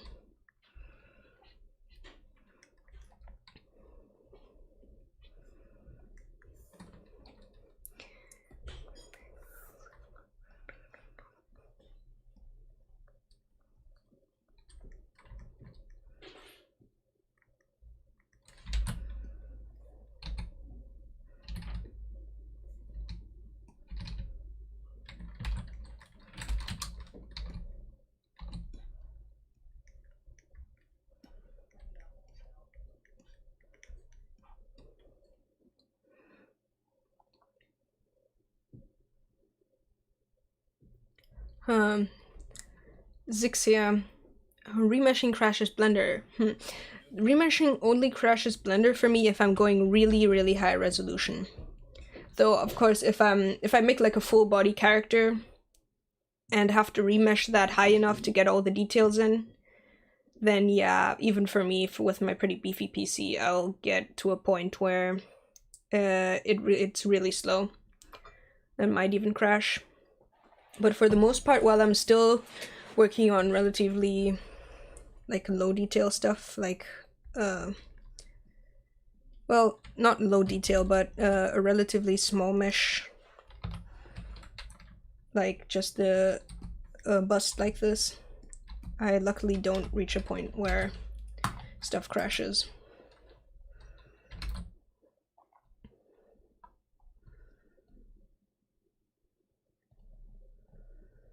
You know what? Today I'm just gonna use a UV sphere for the arms, since they're not gonna be detailed arms anyway.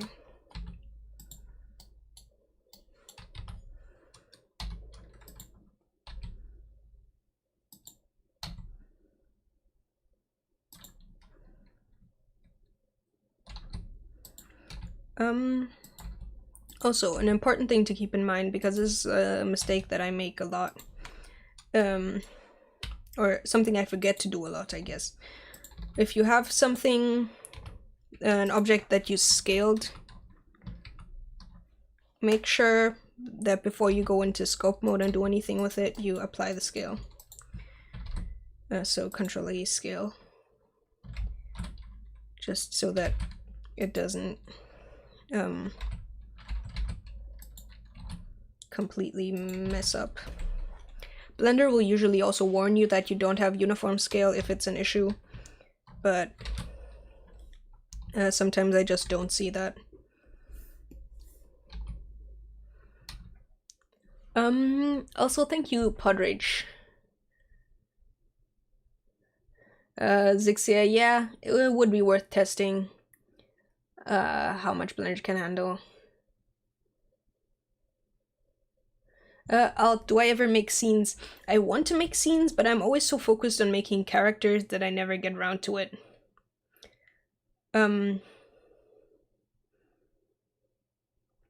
Murdoch, do I use the Z-spheres in Blender? I don't know. If I want to use something like Z-spheres, I usually just use skin modifier. But I don't use the Z-spheres in ZBrush either. It's just not something that I care much about. I'm just so used to working with my skin modifier noodles and spheres that it's never really something I miss.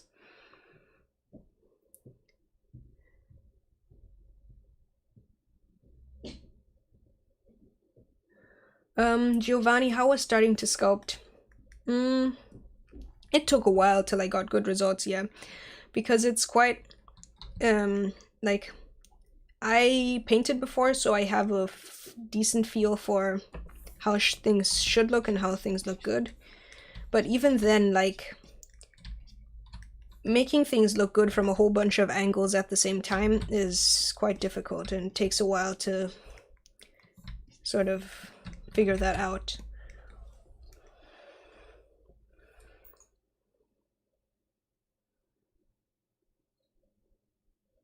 What's a weird thing to have to do? Flower. See how high res you can remesh without crashing Blender.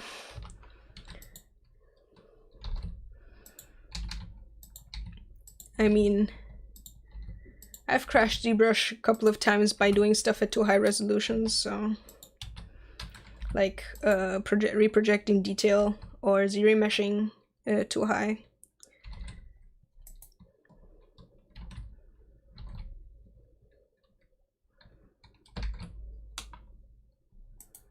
Yep, Ctrl+S, nope. Ctrl+A, Ctrl+A. I always forget what the hotkey is to scale skin modifier pieces,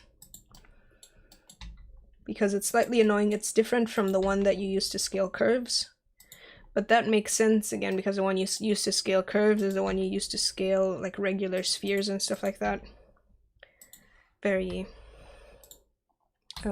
weird. Oh, flower, apply scale. Yeah, that's weird, but that's only weird because ZBrush's transform tools are very annoying. Like if I were to go into edit mode and scale my objects in edit mode, I wouldn't have to apply the scale either. It's just that if I scale the whole object outside of any mode, like outside of edit mode or outside of sculpt mode, it has its own local scale value. Or, yeah. So,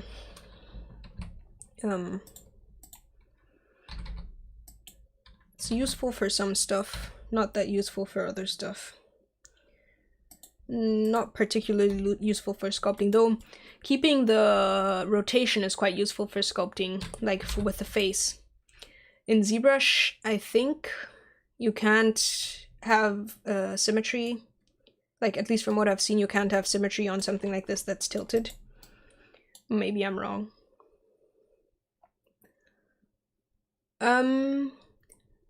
I am bottle cap. Yes, I am using Blender 3.0.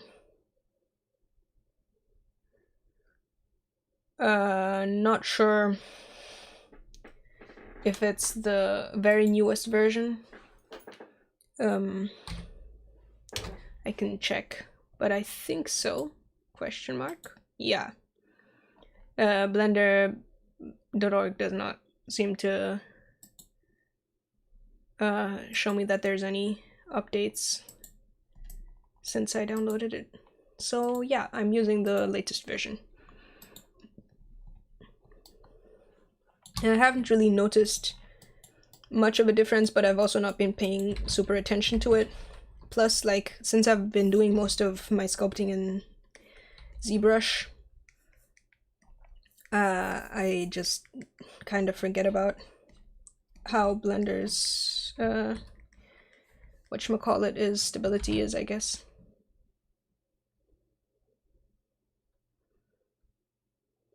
Flower. Ah yes, a convoluted process to set up. Like all of ZBrush. Just kidding. Posable symmetry. Yeah, I like just being able to rotate my object and having symmetry like that. Way more straightforward.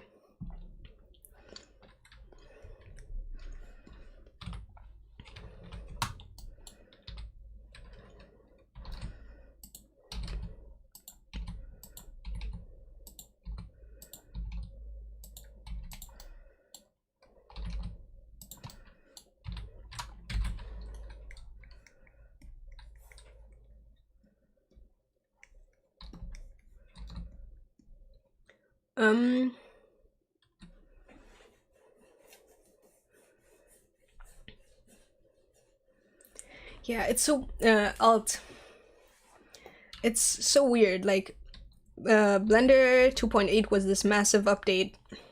It feels so recent still. But it's actually a while ago. It was like 2019, I think. 2019 and 2018. 2018. I'm not actually sure.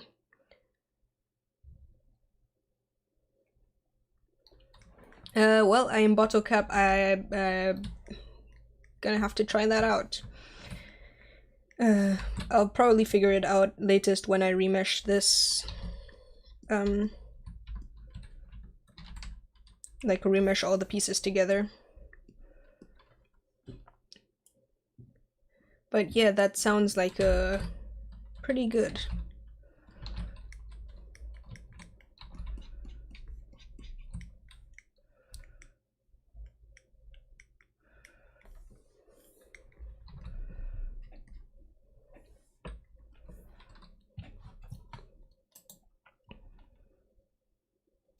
Also, damn, I'm only just the way I have my Streamlabs open, I can't actually see how many people are watching. I can only see chat. So I just clicked over to Streamlabs and it's like 30 viewers, which is a lot for my channel. Like usually when I'm live streaming painting or stuff like that, it's like maybe 10 people roundabout on average.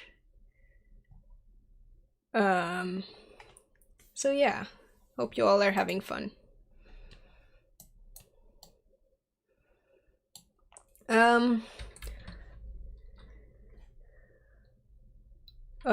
Paul Henry, I'm really bad at drawing, that's why I can't model a fox. No, not necessarily.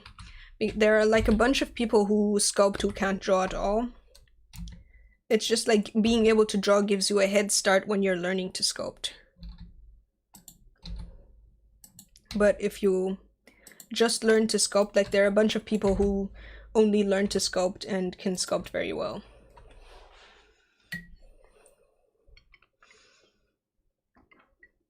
Like I have a good, pretty good friend who sculpts like really good characters, like really good furry characters, but struggles a lot with drawing and painting. And even some of the like bigger YouTubers and stuff I had. I watch like Polygon, you know, occasionally posts like a video where he's trying to paint and it's terrible. So don't worry about that.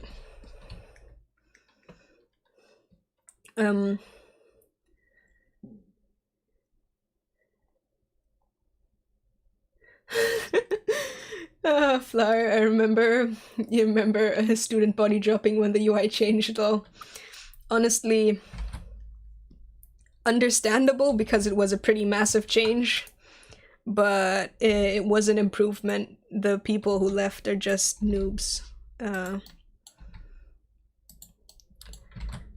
I mean, to be fair, I started using 2.8 quite a while before it actually released.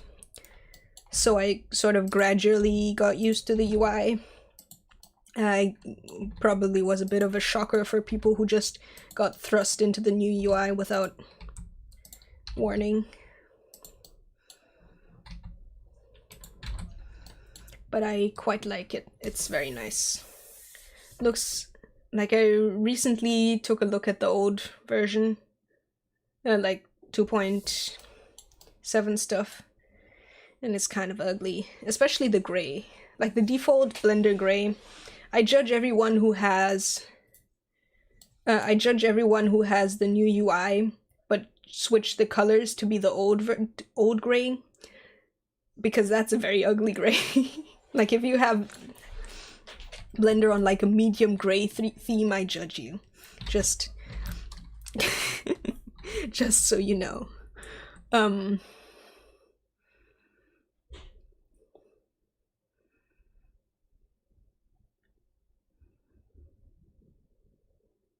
Oh, furries only. I'm glad that I added to your morning. It makes me very happy.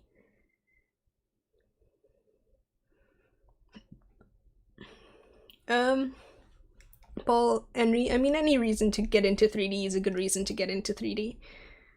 I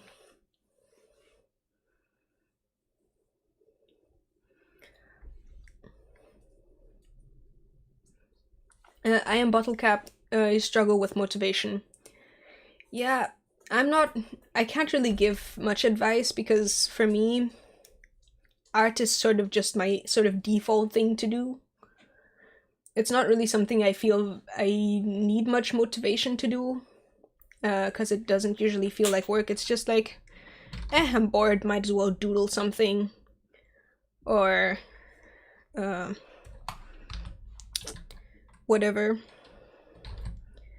So I need motivation if I want to like start a big project or work on a course or something like that, but for just regular everyday art making, that's something that just kind of works for me, luckily. So I can sadly not give any advice. You're not the only one struggling with motivation though. I know a ton of people who have a harder time. I'm just one of the very lucky few who doesn't for whatever reason.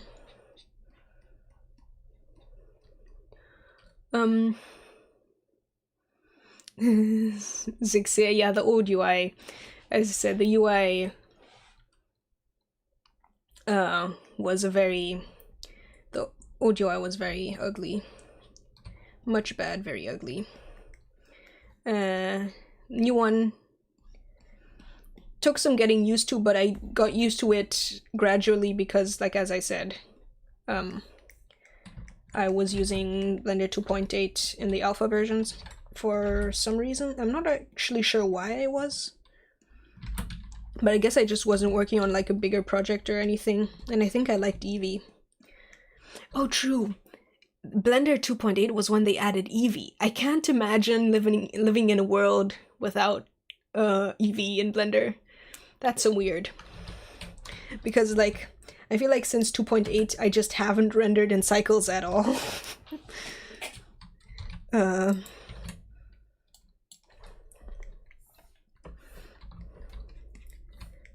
It's just Eevee all the way for me. Oh yeah, let's see what's... lovely.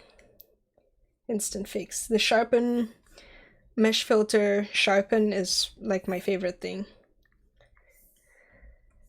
because it like instantly fixes all the weird mess you get from remeshing where there are sharp corners.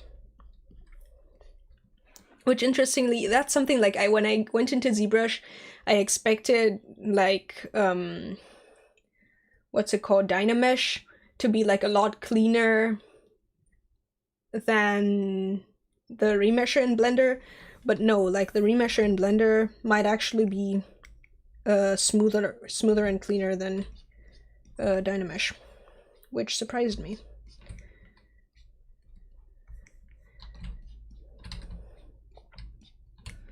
They're at least like on the same level.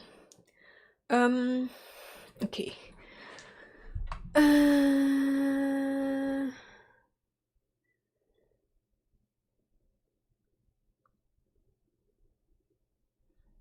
Giovanni Cristanello, you're good at modeling machinery, but organic shapes are a nightmare for you. Opposite for me. Same as Zixia. Can't hard surface model at all. Hate it. Terrible. But sculpting is fine. Sculpting is alright.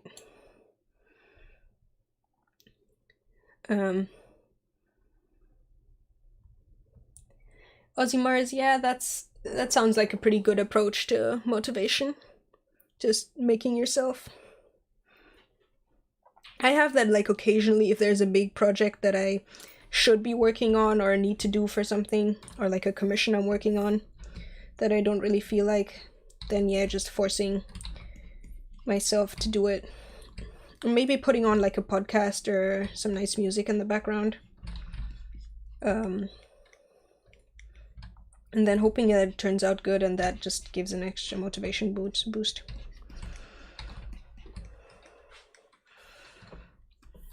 Also, something that I know that always like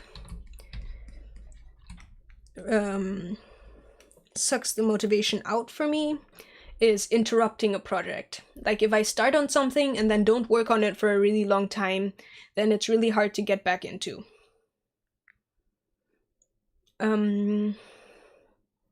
Okay, more questions, stuff in chat.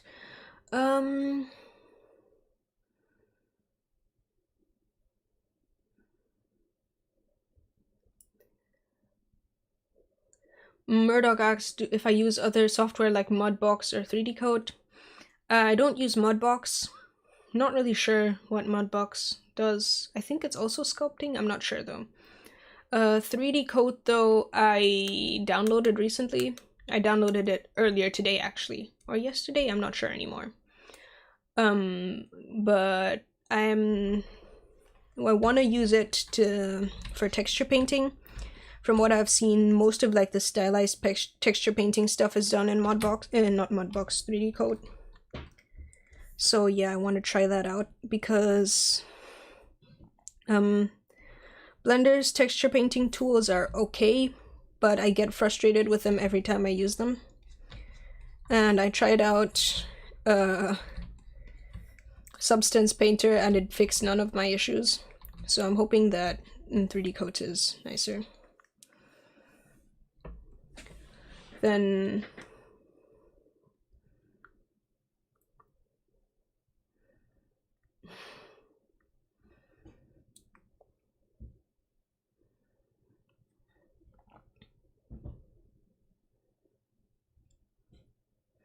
Angry Teapot, interrupting a project for 2 months and then getting back to it. I envy you. I wish I was able to do that. Like, I interrupted this nymph character I'm working on for like 4 days, and I felt like super stuck getting back into working on her. Now I'm back into it, but it took me a couple of tries. Fur is not quite right yet. This I think is just a bit too, the angle isn't good. Also, I have a tendency to make the hair a bit, like tufts of fur like this, a bit too even.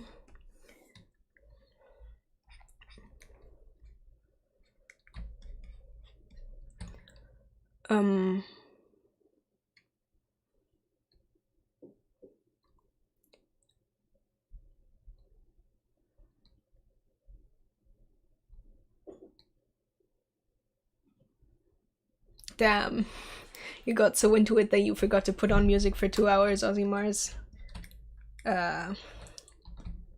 Can't relate. If I don't have something on in the background, I get so easily distracted. It's weird. I have to like distract myself a little bit in order to not get distracted completely.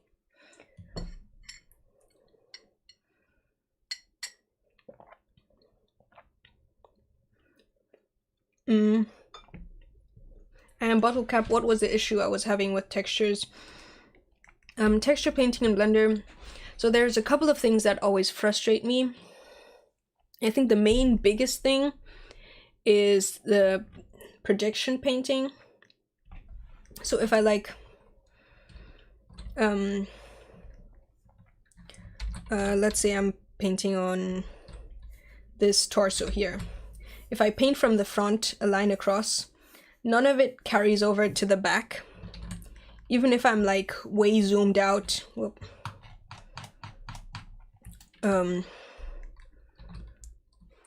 like way zoomed out and have my brush set super big.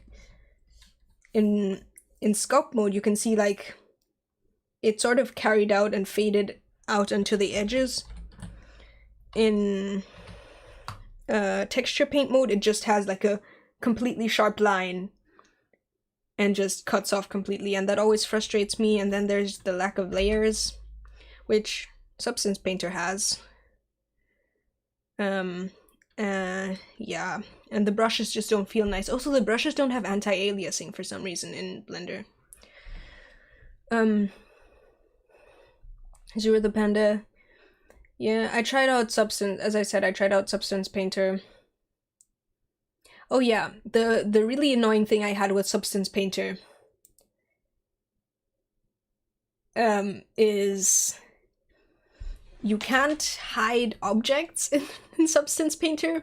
Like, you can have an essentially your mesh is split up based on the different UV maps. So different things that have different materials and different UV maps. So meaning if you have like with some of my my character sculpts, if I have like the hair or the clothes, well, not the clothes, but if I have like the hair and the eyes separate as separate meshes, then like I can't hide them individually because I still want them to have the same material. So that's super annoying. So that was sort of rather deal with the lack of layers than deal with that, because like I can fake layers in Blender. The material is node based anyway, so I can just like use a quick node setup to multiply my stuff over each other and everything. It's a bit of a pain, but it's not as much of a pain as not being able to paint the parts of my eyes that are hidden by the eyelids. Don't use Mari either. Flower, how do I watch Let's Plays while sculpting? See, I just don't watch Let's Plays. I have them open in the background and occasionally glance up to them. Like, they're background noise, essentially. I can't watch Let's Plays that are, like, particularly eventful while sculpting. They would distract me too much. But if it's something where just I can listen to whoever's talking, or like characters talking or whatever, then that's nice and chill. Then that's pretty much just like listening to a podcast, just like occasionally there's something to look at.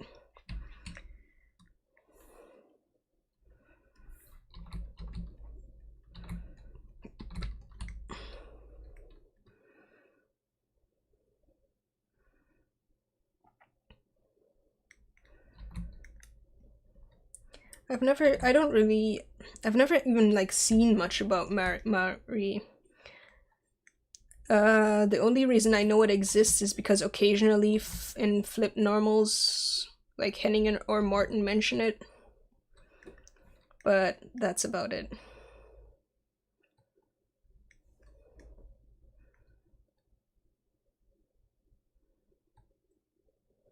Yeah, Zero the Panda, that's...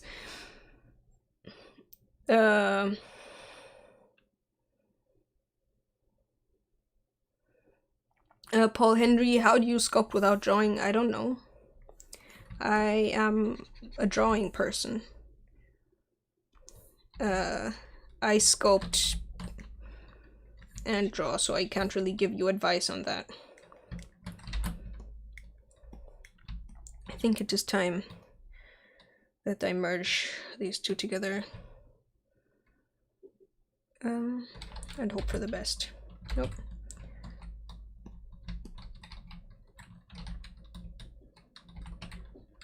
Oh. Yeah, you joined. I'm just being confused.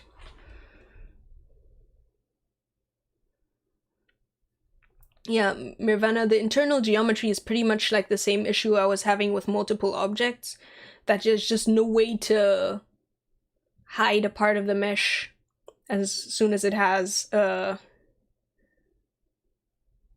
like, as soon as there's the things share the same material and the same UV map, there's no way to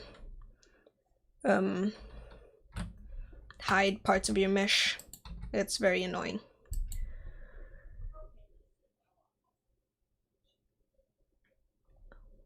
So is Udim's really the one thing that's better in substance than Mari?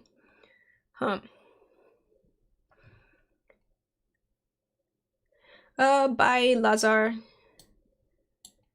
Glad I could be helpful. Yeah, as I said, I don't know anything about Mari, so I wouldn't know. Yeah, anyway, as I said, I'm trying out 3D Coat. I just bought it.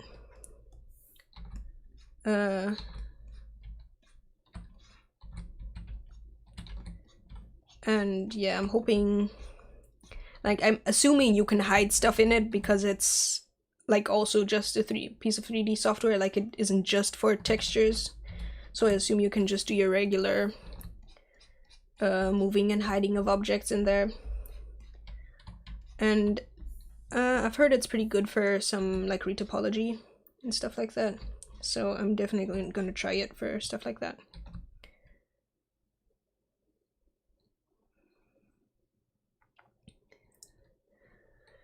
Angry Teapot, geometry folders to hide parts of the meshes.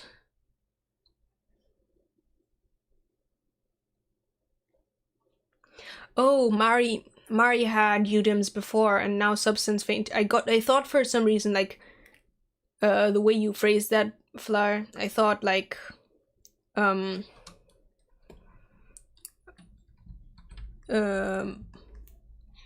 Mari doesn't have UDIMs, and because of the introduction of UDIMs, people started switching to Substance, so no, that makes more sense. That Mari had UDIMs first, but now since like that was more or less the piece missing that made Substance viable. Yeah, that makes more sense. Blue Zombies as remesher replaced Retopo? Hell no. It's a completely different use case.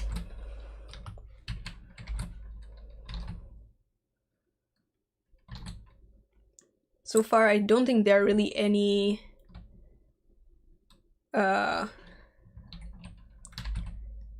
like auto remeshers that can completely replace Retopo, unless you're like essentially reprojecting a base mesh, which isn't auto Retopo, that's projecting a base mesh.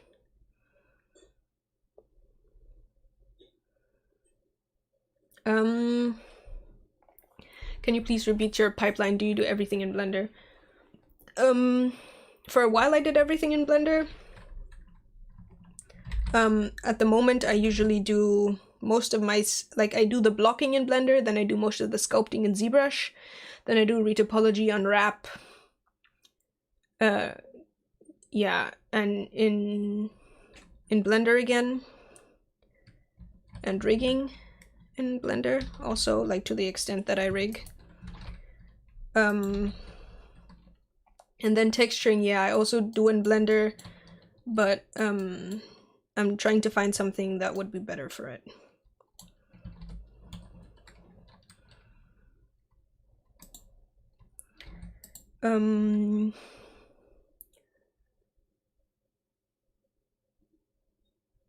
Blue Zombies, I mean, it creates quads, but it doesn't create a usable topology. There's the quad remesher. The quad remesher is pretty much ZBrush's Z-remesher, the quad remesher add-on, and that's good as a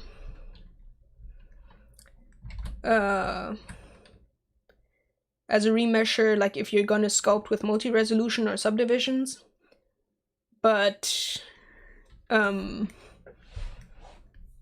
it's not good enough for like a proper retopology if you want to like rig a character. Like if you're going to do just a basic body rig, then sure, it might be enough, but if you're gonna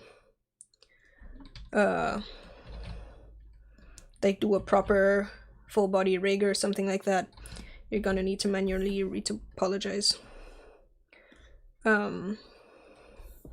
Also, Murdoch, why use ZBrush? Blender is enough.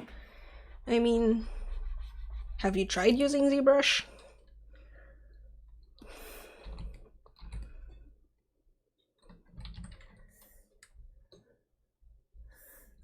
Wait, what's the hotkey for mask expand again?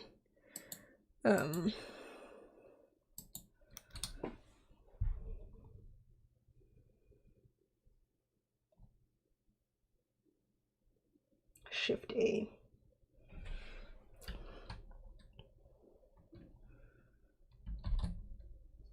Ah, yes. Lovely.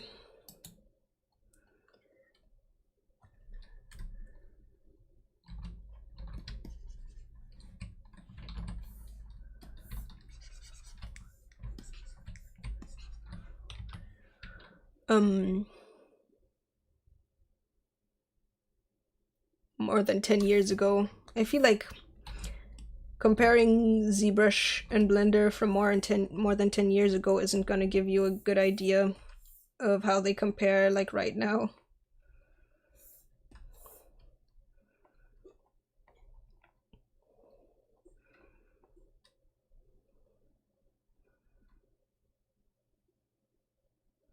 Also, Kunman, thanks.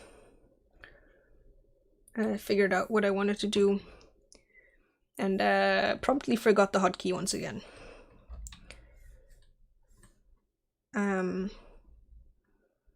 I'm very good at memory.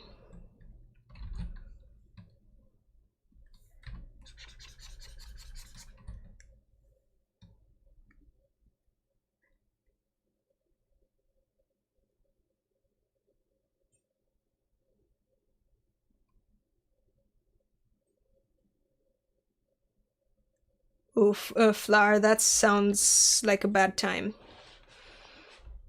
So I feel like at this point there are like some tools that are like half auto retopology, where you still define where your edges flow, but the program essentially fills them in. That sounds like it would be useful, but I haven't messed around with any of them, so I don't know. But like, there's no quick fixes.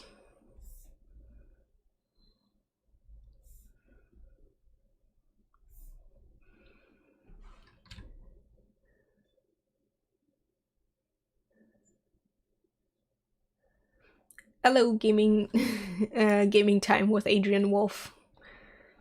I guess I'll just call you Adrian, because I'm not going to read all that every single time.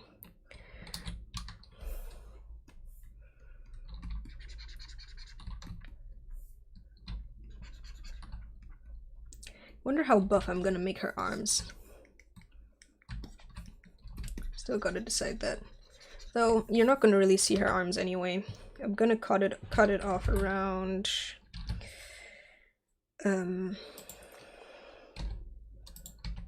like here.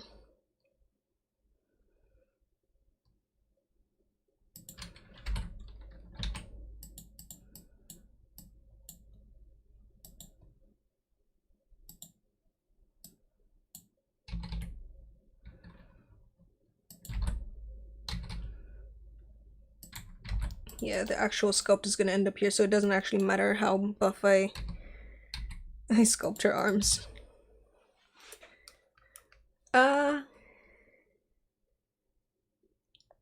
Yeah, Zero the Panda, Retopoflow is definitely good. It's definitely, like, there's a couple of things in there that make Retopology way faster. But it's nowhere near like an auto Retopology tool. Like, it doesn't do the work for you, sadly. Oh damn, that just like instantly tabbed into sculpt mode, into object edit mode. Make her as buff as my wolf, as Flower's wolf. Well, I have reference images of buff ladies, but she isn't gonna be that buff now, sadly. Gotta still have her look like a bunny.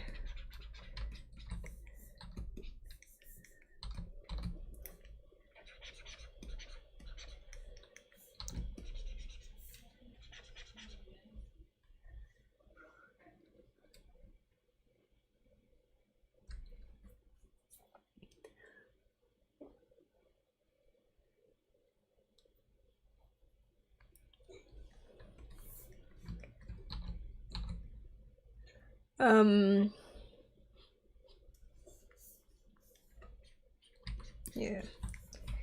It's time.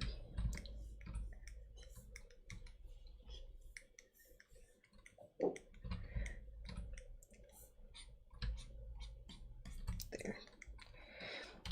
I wanted to properly like practice anatomy, but I never ended up doing.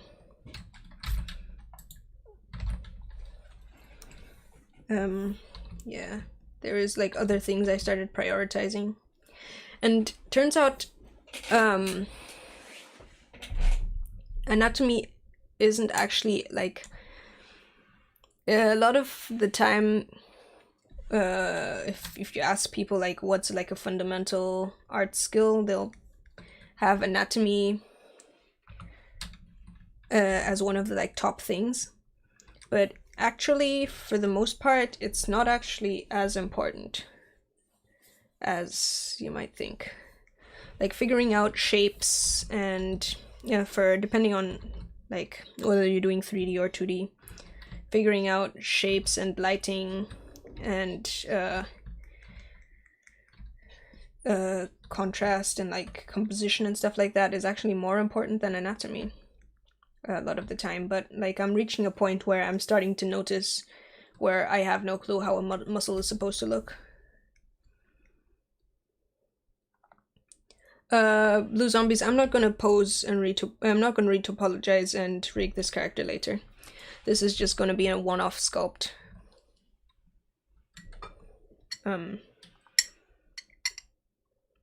Angry Teapot, yeah, understanding form is super important for 3D, way more important than anatomy. Especially if you're doing stylized stuff.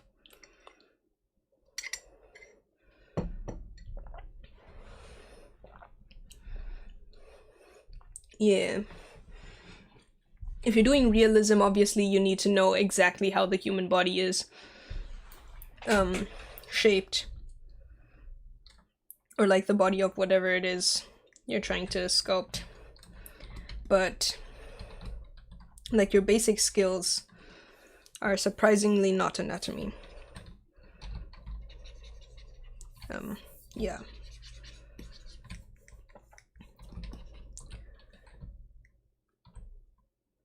Yeah, Flower. Most of your sculpts are quite buff. A lot of mine are more stylized, so I don't need it as much. But again, I still need to learn it because I do notice, especially like I'm making a character and then I turn them around and work on the back and I realize I have no clue how a human back looks. I usually just kind of add something vaguely resembling shoulder blades and hope it works.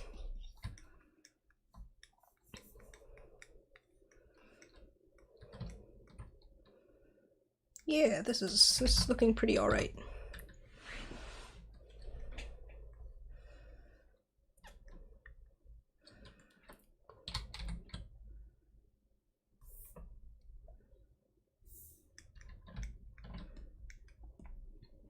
What the fuck what's this? Oh, just like way ages ago at some point I made a copy or so and saved it. You know what? I could probably move this down a bit. Yeah. Makes it look a bit buffer. Possibly too buff, but it doesn't matter. Yeah.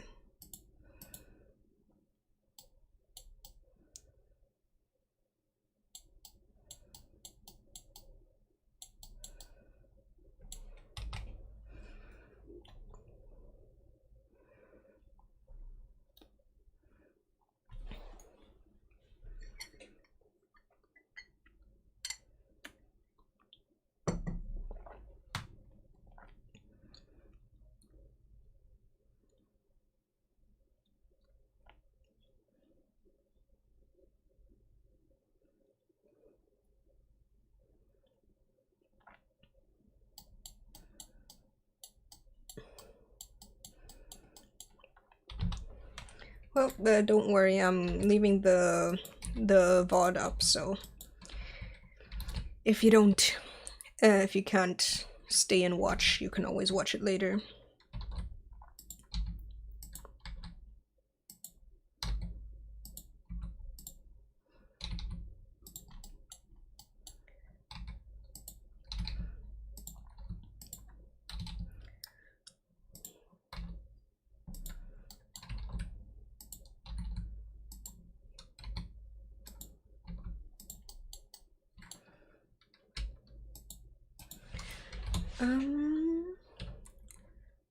Ctrl+A, visual geometry to mesh.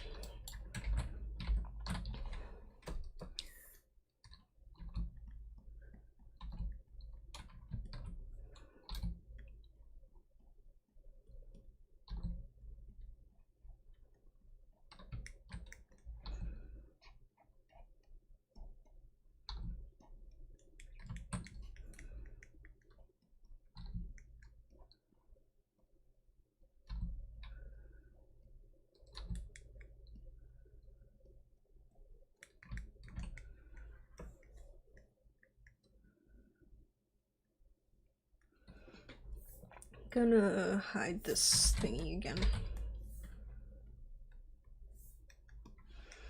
Gonna use it to boolean like boolean the edge later when I'm done.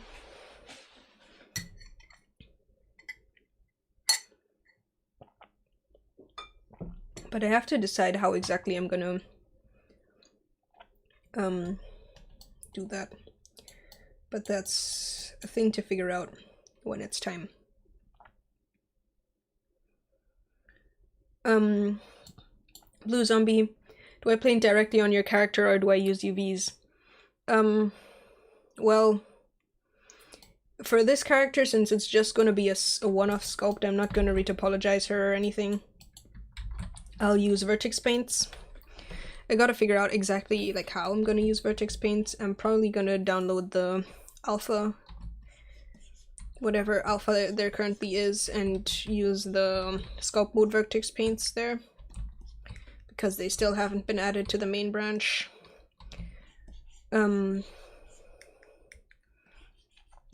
But outside of that, if I'm making a character that I'm gonna use for other stuff, then yeah, I have to use UVs. There isn't really any other way to do it.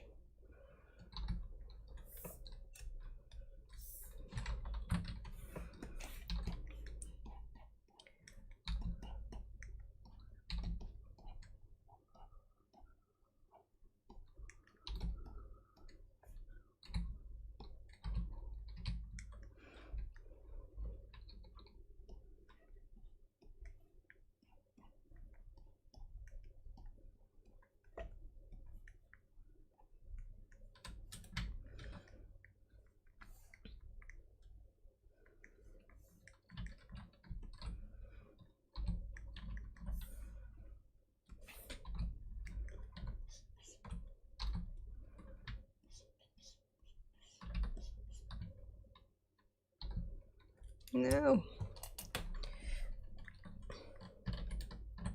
Oh no. What I am noticing though, in terms of performance, is I think the undo might be faster. Like it's not, I'm not noticing anything about it, but like usually I notice that it's very slow. So I assume the fact that I'm not noticing anything means that it's faster.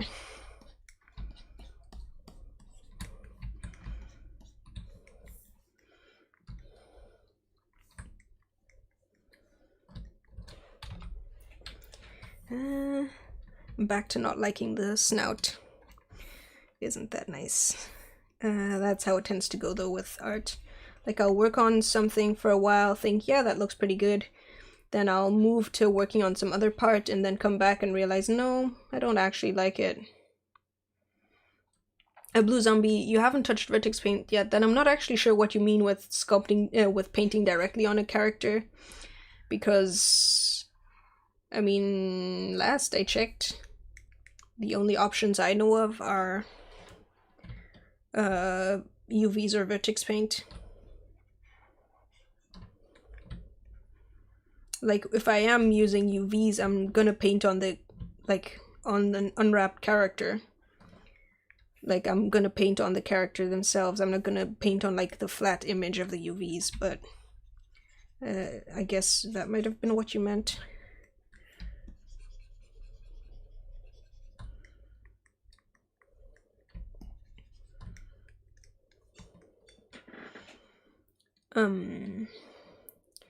Let's see. Now it is the time when I actually want to use a scale.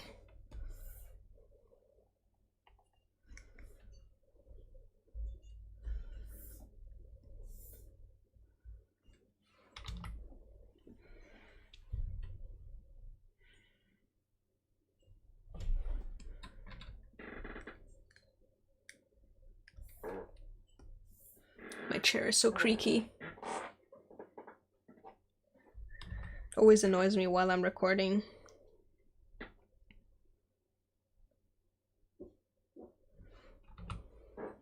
Oh dear.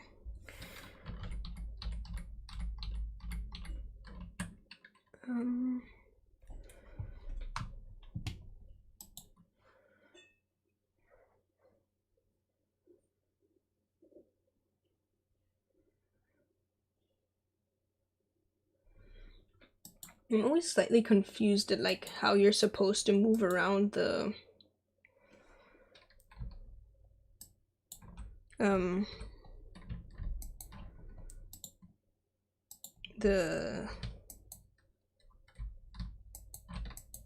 like the origin thingy when you're working in like when you're using the transform tool in sculpt mode. Podridge needs some WD-40. Yeah.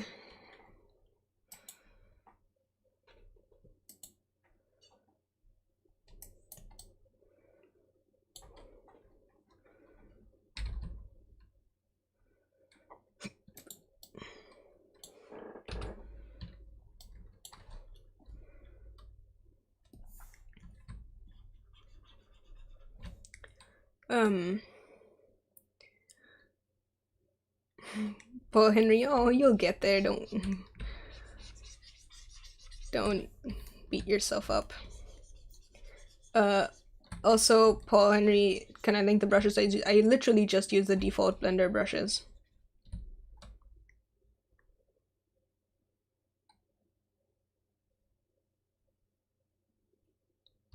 Flower, you found a mod that lets you befriend Asterias. Shoot, I kind of need that. But I don't actually ever play like modded, so I probably wouldn't, but like, that makes me happy. He deserves it. He deserves better friends than Theseus.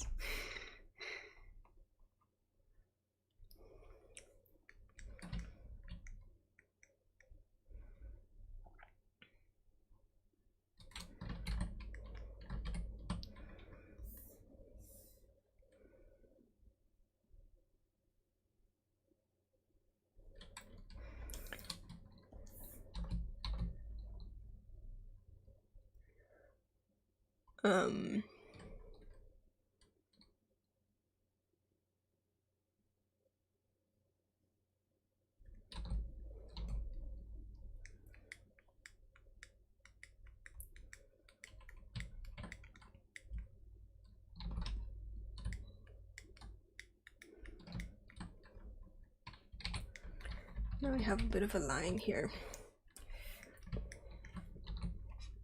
The transform tools in sculpt mode are still a bit iffy in Blender. Like if I'm trying to just transform part of an object, ZBrush actually makes a bit more sense. I'm gonna have to give the ZBrush transform tools that. I hate that it's such a pain to transform like a whole object or multiple sub-tools. I still can't hate them. I still can't get over the fact that they're called subtools. Why? Murdoch, do I meet Blender artists in your country? Yes. Not this year. Because of COVID. But, well, actually I did. I did have like the online gathering. But yeah, there's a community like conference for Blender folks where I live.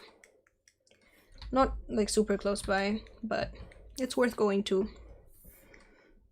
In the last 2 years they had we had an online sort of meeting.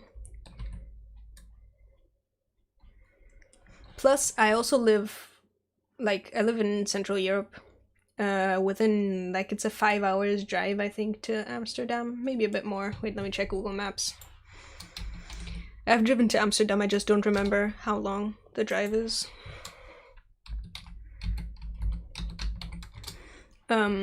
So like if I've been to the Beacon a couple of times, which is why I drove to Amsterdam. Like that's the only reason to drive to Amsterdam. For me.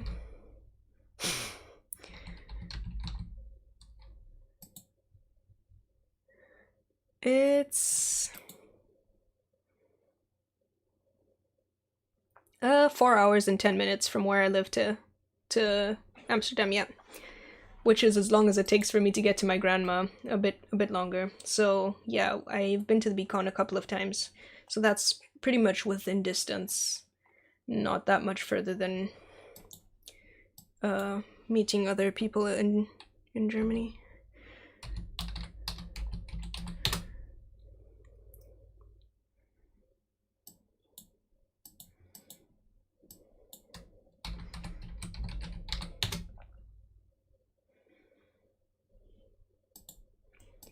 Yeah.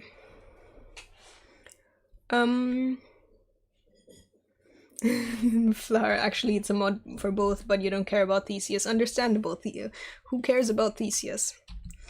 Theseus is only fun just as a troll, like just to like go and listen to him talking bullshit. But like I wouldn't want to be Theseus's friend.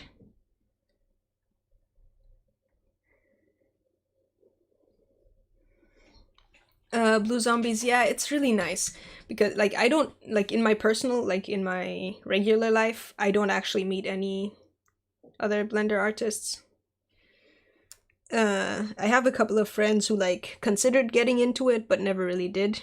But yeah, it's nice to be essentially in non-COVID years there's like 2 bigger gatherings a year that I can go to. One is like the German sort of Blender community meeting, and the other one is Beacon. So like the Blender conference in Amsterdam, which is very nice. But yeah, other than that, it feels quite lonely sometimes. Theseus is up there with the best voice, or like the best voice acting, because the voice acting is just like perfectly matches the character. But I like the voices on pretty much everyone. Like there's no singular character in the game where I like dislike their voice. And we're talking about Hades again, by the way.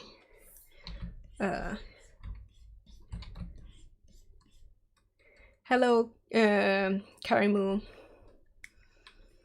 Also, I'm just realizing,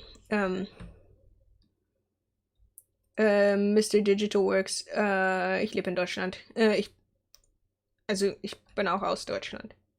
Ich bin in Deutschland und lebe. Was? Nein. Ich lebe in Deutschland und komme aus Deutschland, so. Ich kann nur nicht Deutsch sprechen. Ich kann Deutsch sprechen, aber ich kann grundsätzlich nicht sprechen. Ja, ich kann vor allem nicht Sprache wechseln mitten im Satz. Mr. John Foxy, thanks. Heart.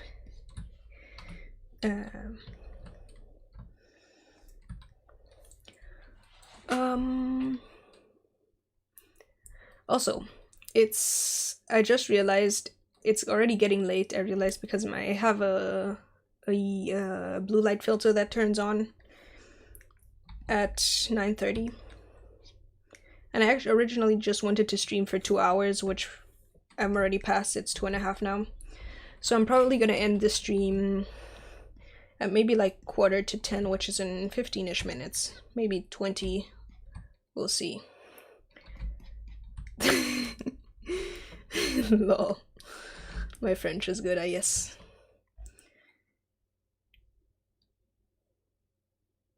Flower. I like Orpheus.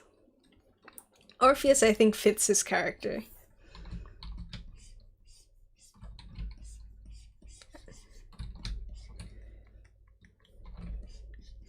Like, it's very monotonous, but like, and it has a slightly weird pitch, but it fits to just like the stuff he says.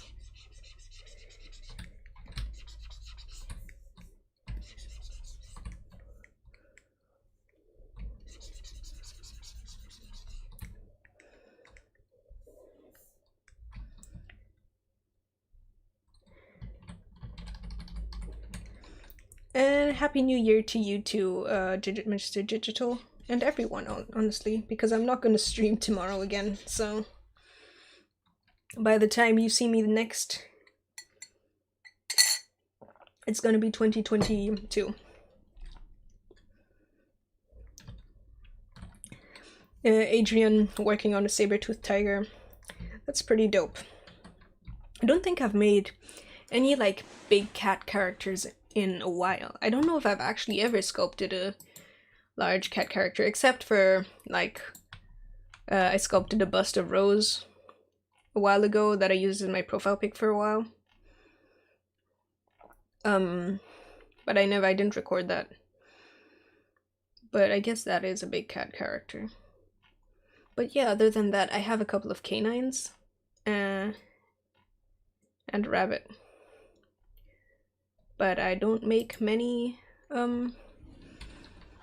cats. Elad asks, am I doing Sculpt January? Probably not, because I want to get back to commissions when I'm in January.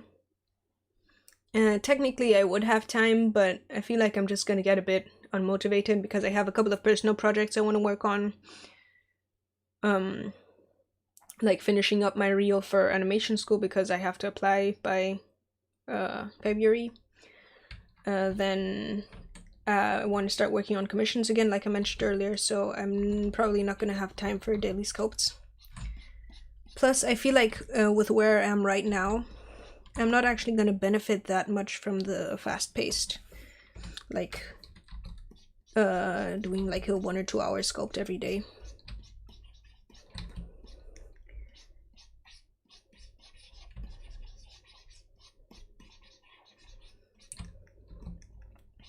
But maybe you will see. It doesn't make for very good YouTube content. Like, just having one quick speed sculpt every day.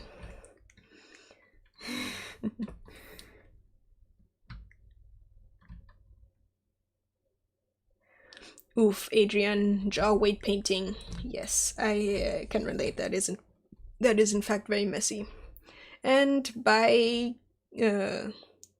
Karimu. Yeah.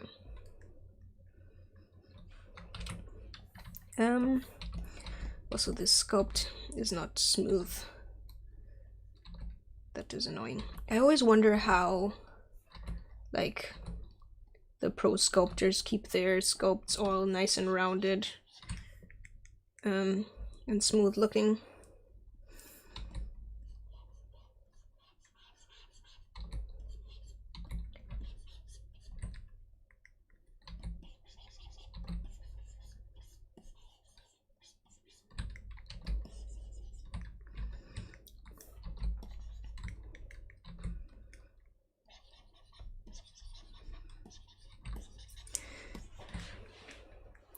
Part of me wants to make like a Hades fan art. I'm not exactly sure a fan art of what aspect of Hades, but like I've been enjoying this game so much, and it has some very like fan art worthy characters.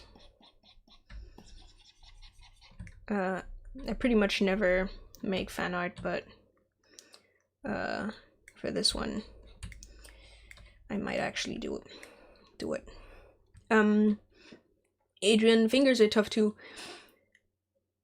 Like, for some reason, I have never actually had issues with weight painting on fingers. Like, a lot of the time, just like the automatic weights actually look fine when I'm rigging fingers for some reason.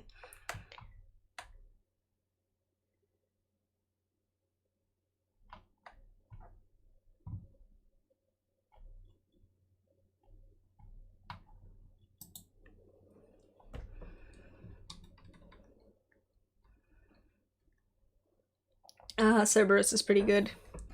Cerberus fan art. But I feel like I like Cerberus, but Cerberus is not like my favorite part of the game, you know. Like Cerberus is a good boy. I love going and petting Cerberus. But like I feel like there's like even just when I'm going to the house, there's other things I look forward to more almost. Like other characters I'm more interested in talking to.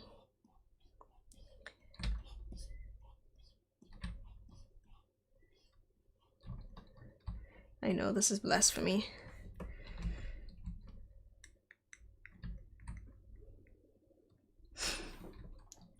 Missy Sweetroll. You've been trying to sculpt this Skyrim Khajiit. Well, can't really give you any advice on that. Never played Skyrim myself, but good luck, I guess. I assume they pretty much just look like cat people. Like fairy cats. Anthrocats, I guess. Would be the correct terminology.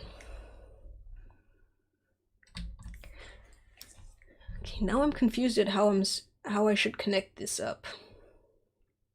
Like the okay, Flower, I feel slightly less bad about myself for not like really loving Cerberus. Like I like him. He's a good boy. I have bought him a toy and a nice mat. But he doesn't ever have anything interesting to say.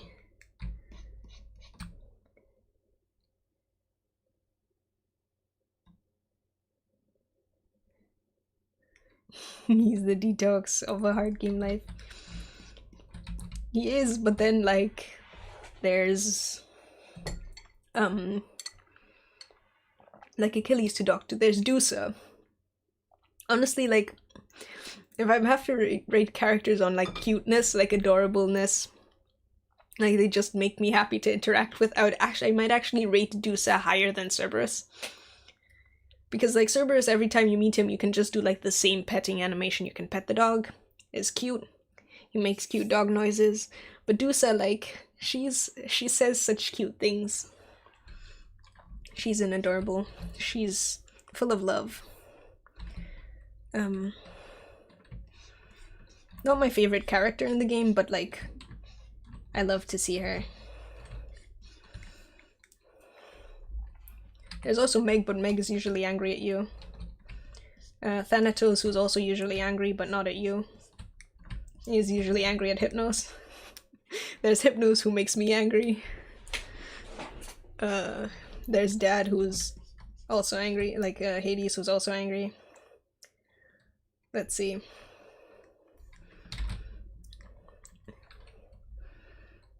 Who else is there in the house? There's Nyx. Nyx doesn't really express feelings. She's just very encouraging.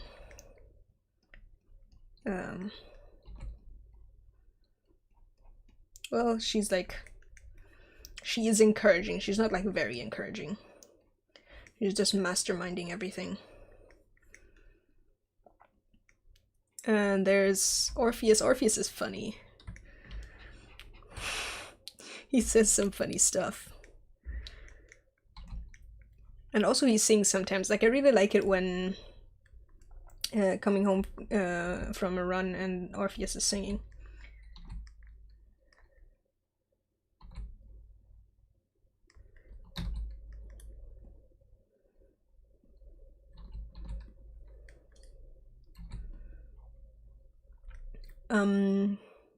And Achilles is nice.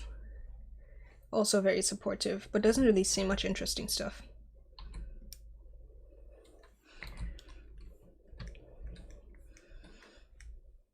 I feel like her face has completely changed from this. I think it's because of how I did the brows. Well, the face didn't completely change, her expression changed.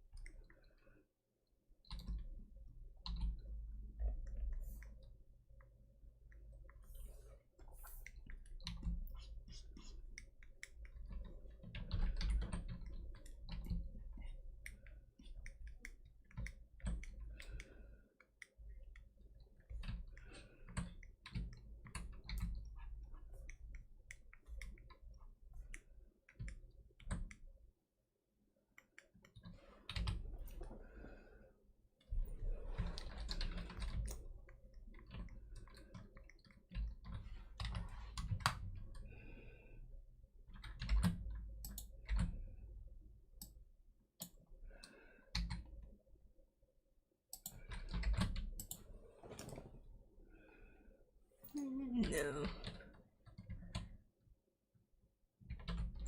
Yeah, I want her to look sassy though, that's the problem. But I'm also not sure what exactly I did.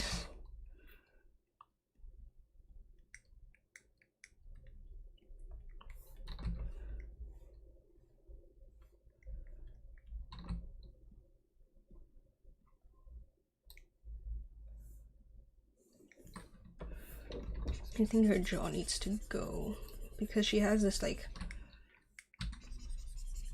because she has this sharp fur here. I think this should actually be what connects to the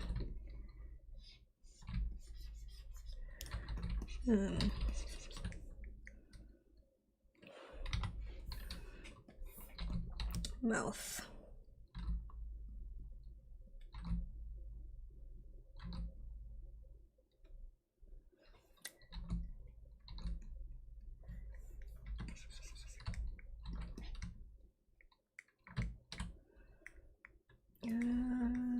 No, this doesn't look right.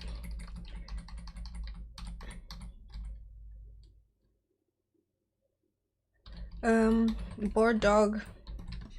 Yeah, I had that for the longest time, but there reaches a point where you just kind of get into art to the point where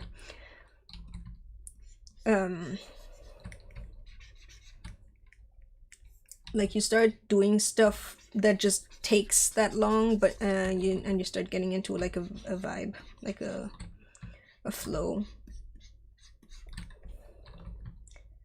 where it's like stuff takes long, so you have to just take that extra time to make it work.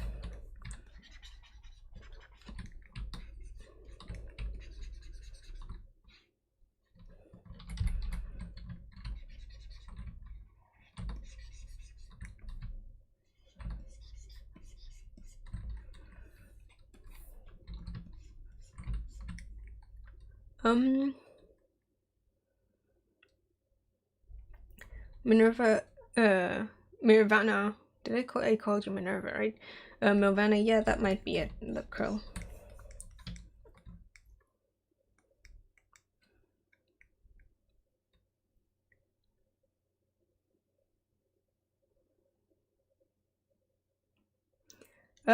Seaman. Oh, I always saw my work in the Blender Discord servers. Oh, thank you. Not actually. I don't think I'm in any of the Blender Discord servers anymore. I was like, weeding out Discord servers for a while. But yeah, at this point, I pretty much just have mine and one like bigger general 3D server and a couple of like general art servers.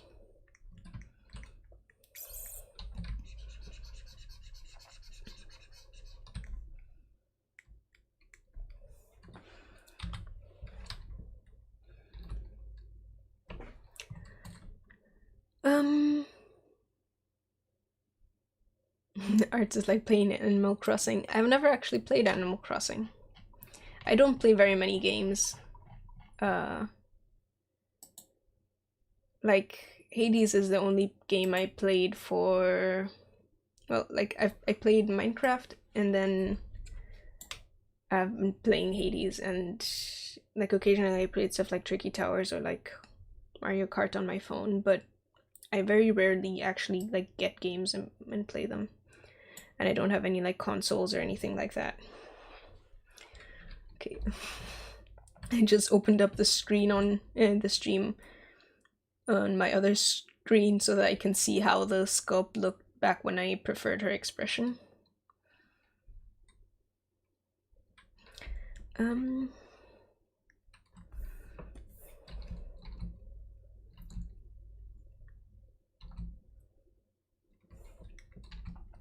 think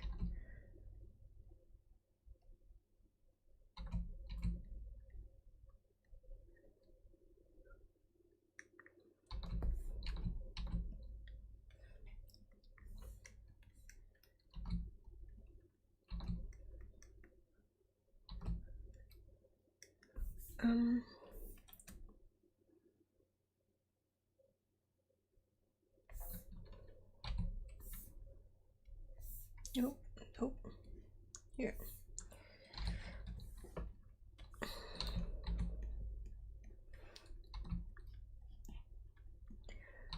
There.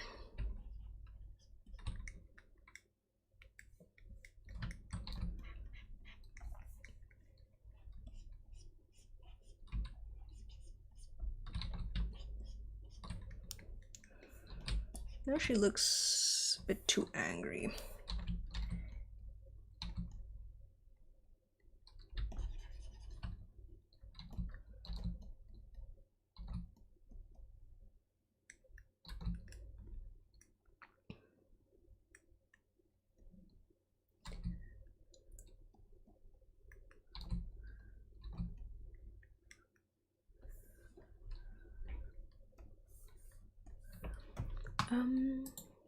Also, gotta look at chat.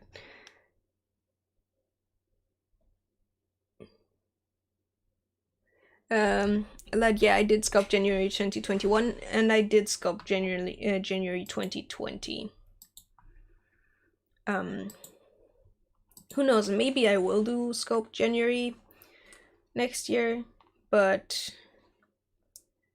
like I feel like I want to dedicate the sculpting brain I have to other stuff. Like I only have a limited capacity to make art stuff, so I want to use that for the stuff that I need to do, rather than starting a whole new extra thing to keep up with. Especially since like I have to apply for uni in February, so really spending January working on Sculpt January is probably not a smart idea.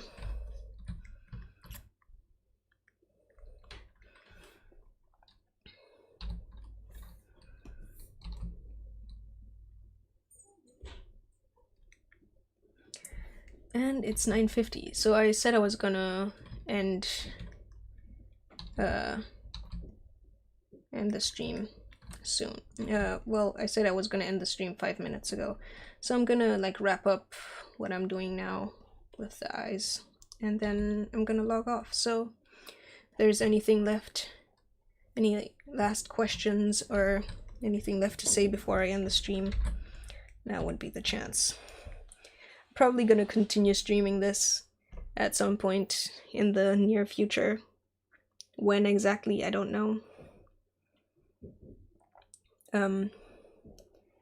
Yeah. Also, Nirvana. Yeah, I was actually thinking of trying out some of the other games from Supergiant. Yeah. Hope.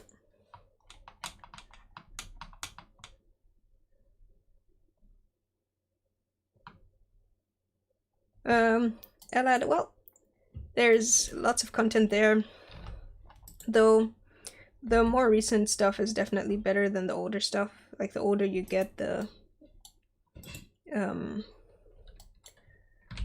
well, I wouldn't say the worse it gets, but like my art has definitely improved over the very consistently improved over the last 3 years that I've had the channel.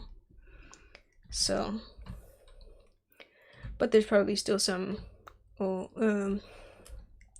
good older stuff to take a look at. And yes, I have a Discord server. It's linked in the description, I think. It should be linked in the description. There's a Linktree link, and it's one of the options there.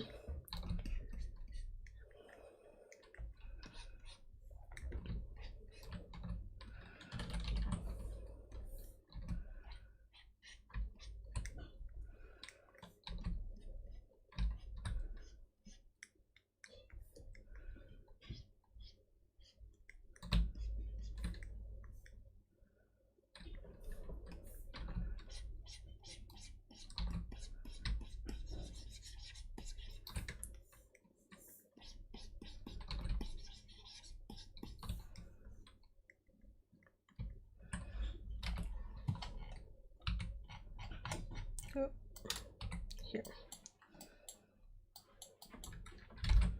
You know what? I think I like how the face looks like this now. Nope, here. I try to be at least a little bit active on the Discord, like responding to art and stuff, but I'm not as active as I probably should be. But there are a lot of active people, which is good. Also, Happy New Year, Board Dog. So, yeah. With that, I guess I have the eyebrow dots somewhat in place.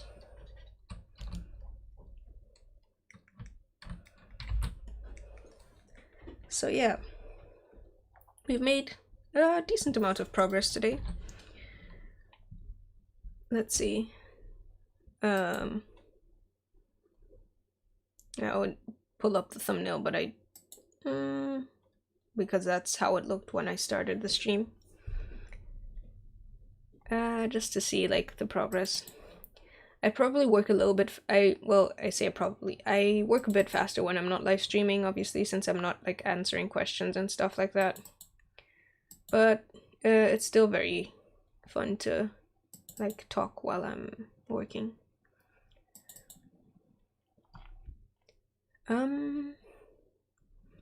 What is it? Here it is. This is how it was when I started, and here's it now. Oh, here. So yeah, some progress has been made.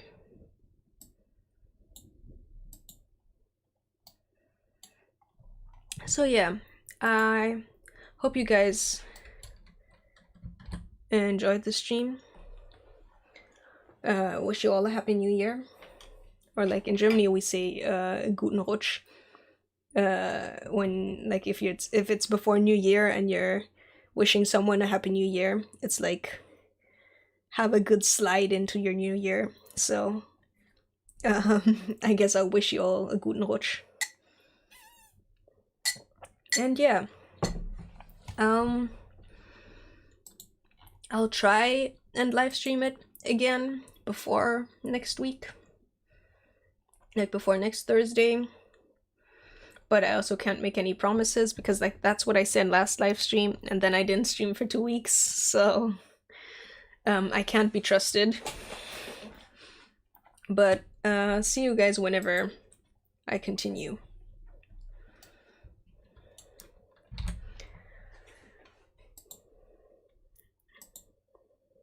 Oh, I'm gonna use the starting soon screen because the ending soon screen is kind of ugly.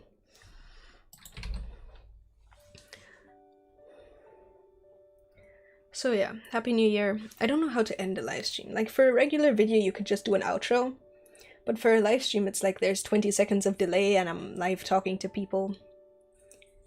So it's always weird. Anyway, Happy New Year everyone, and see you all next time.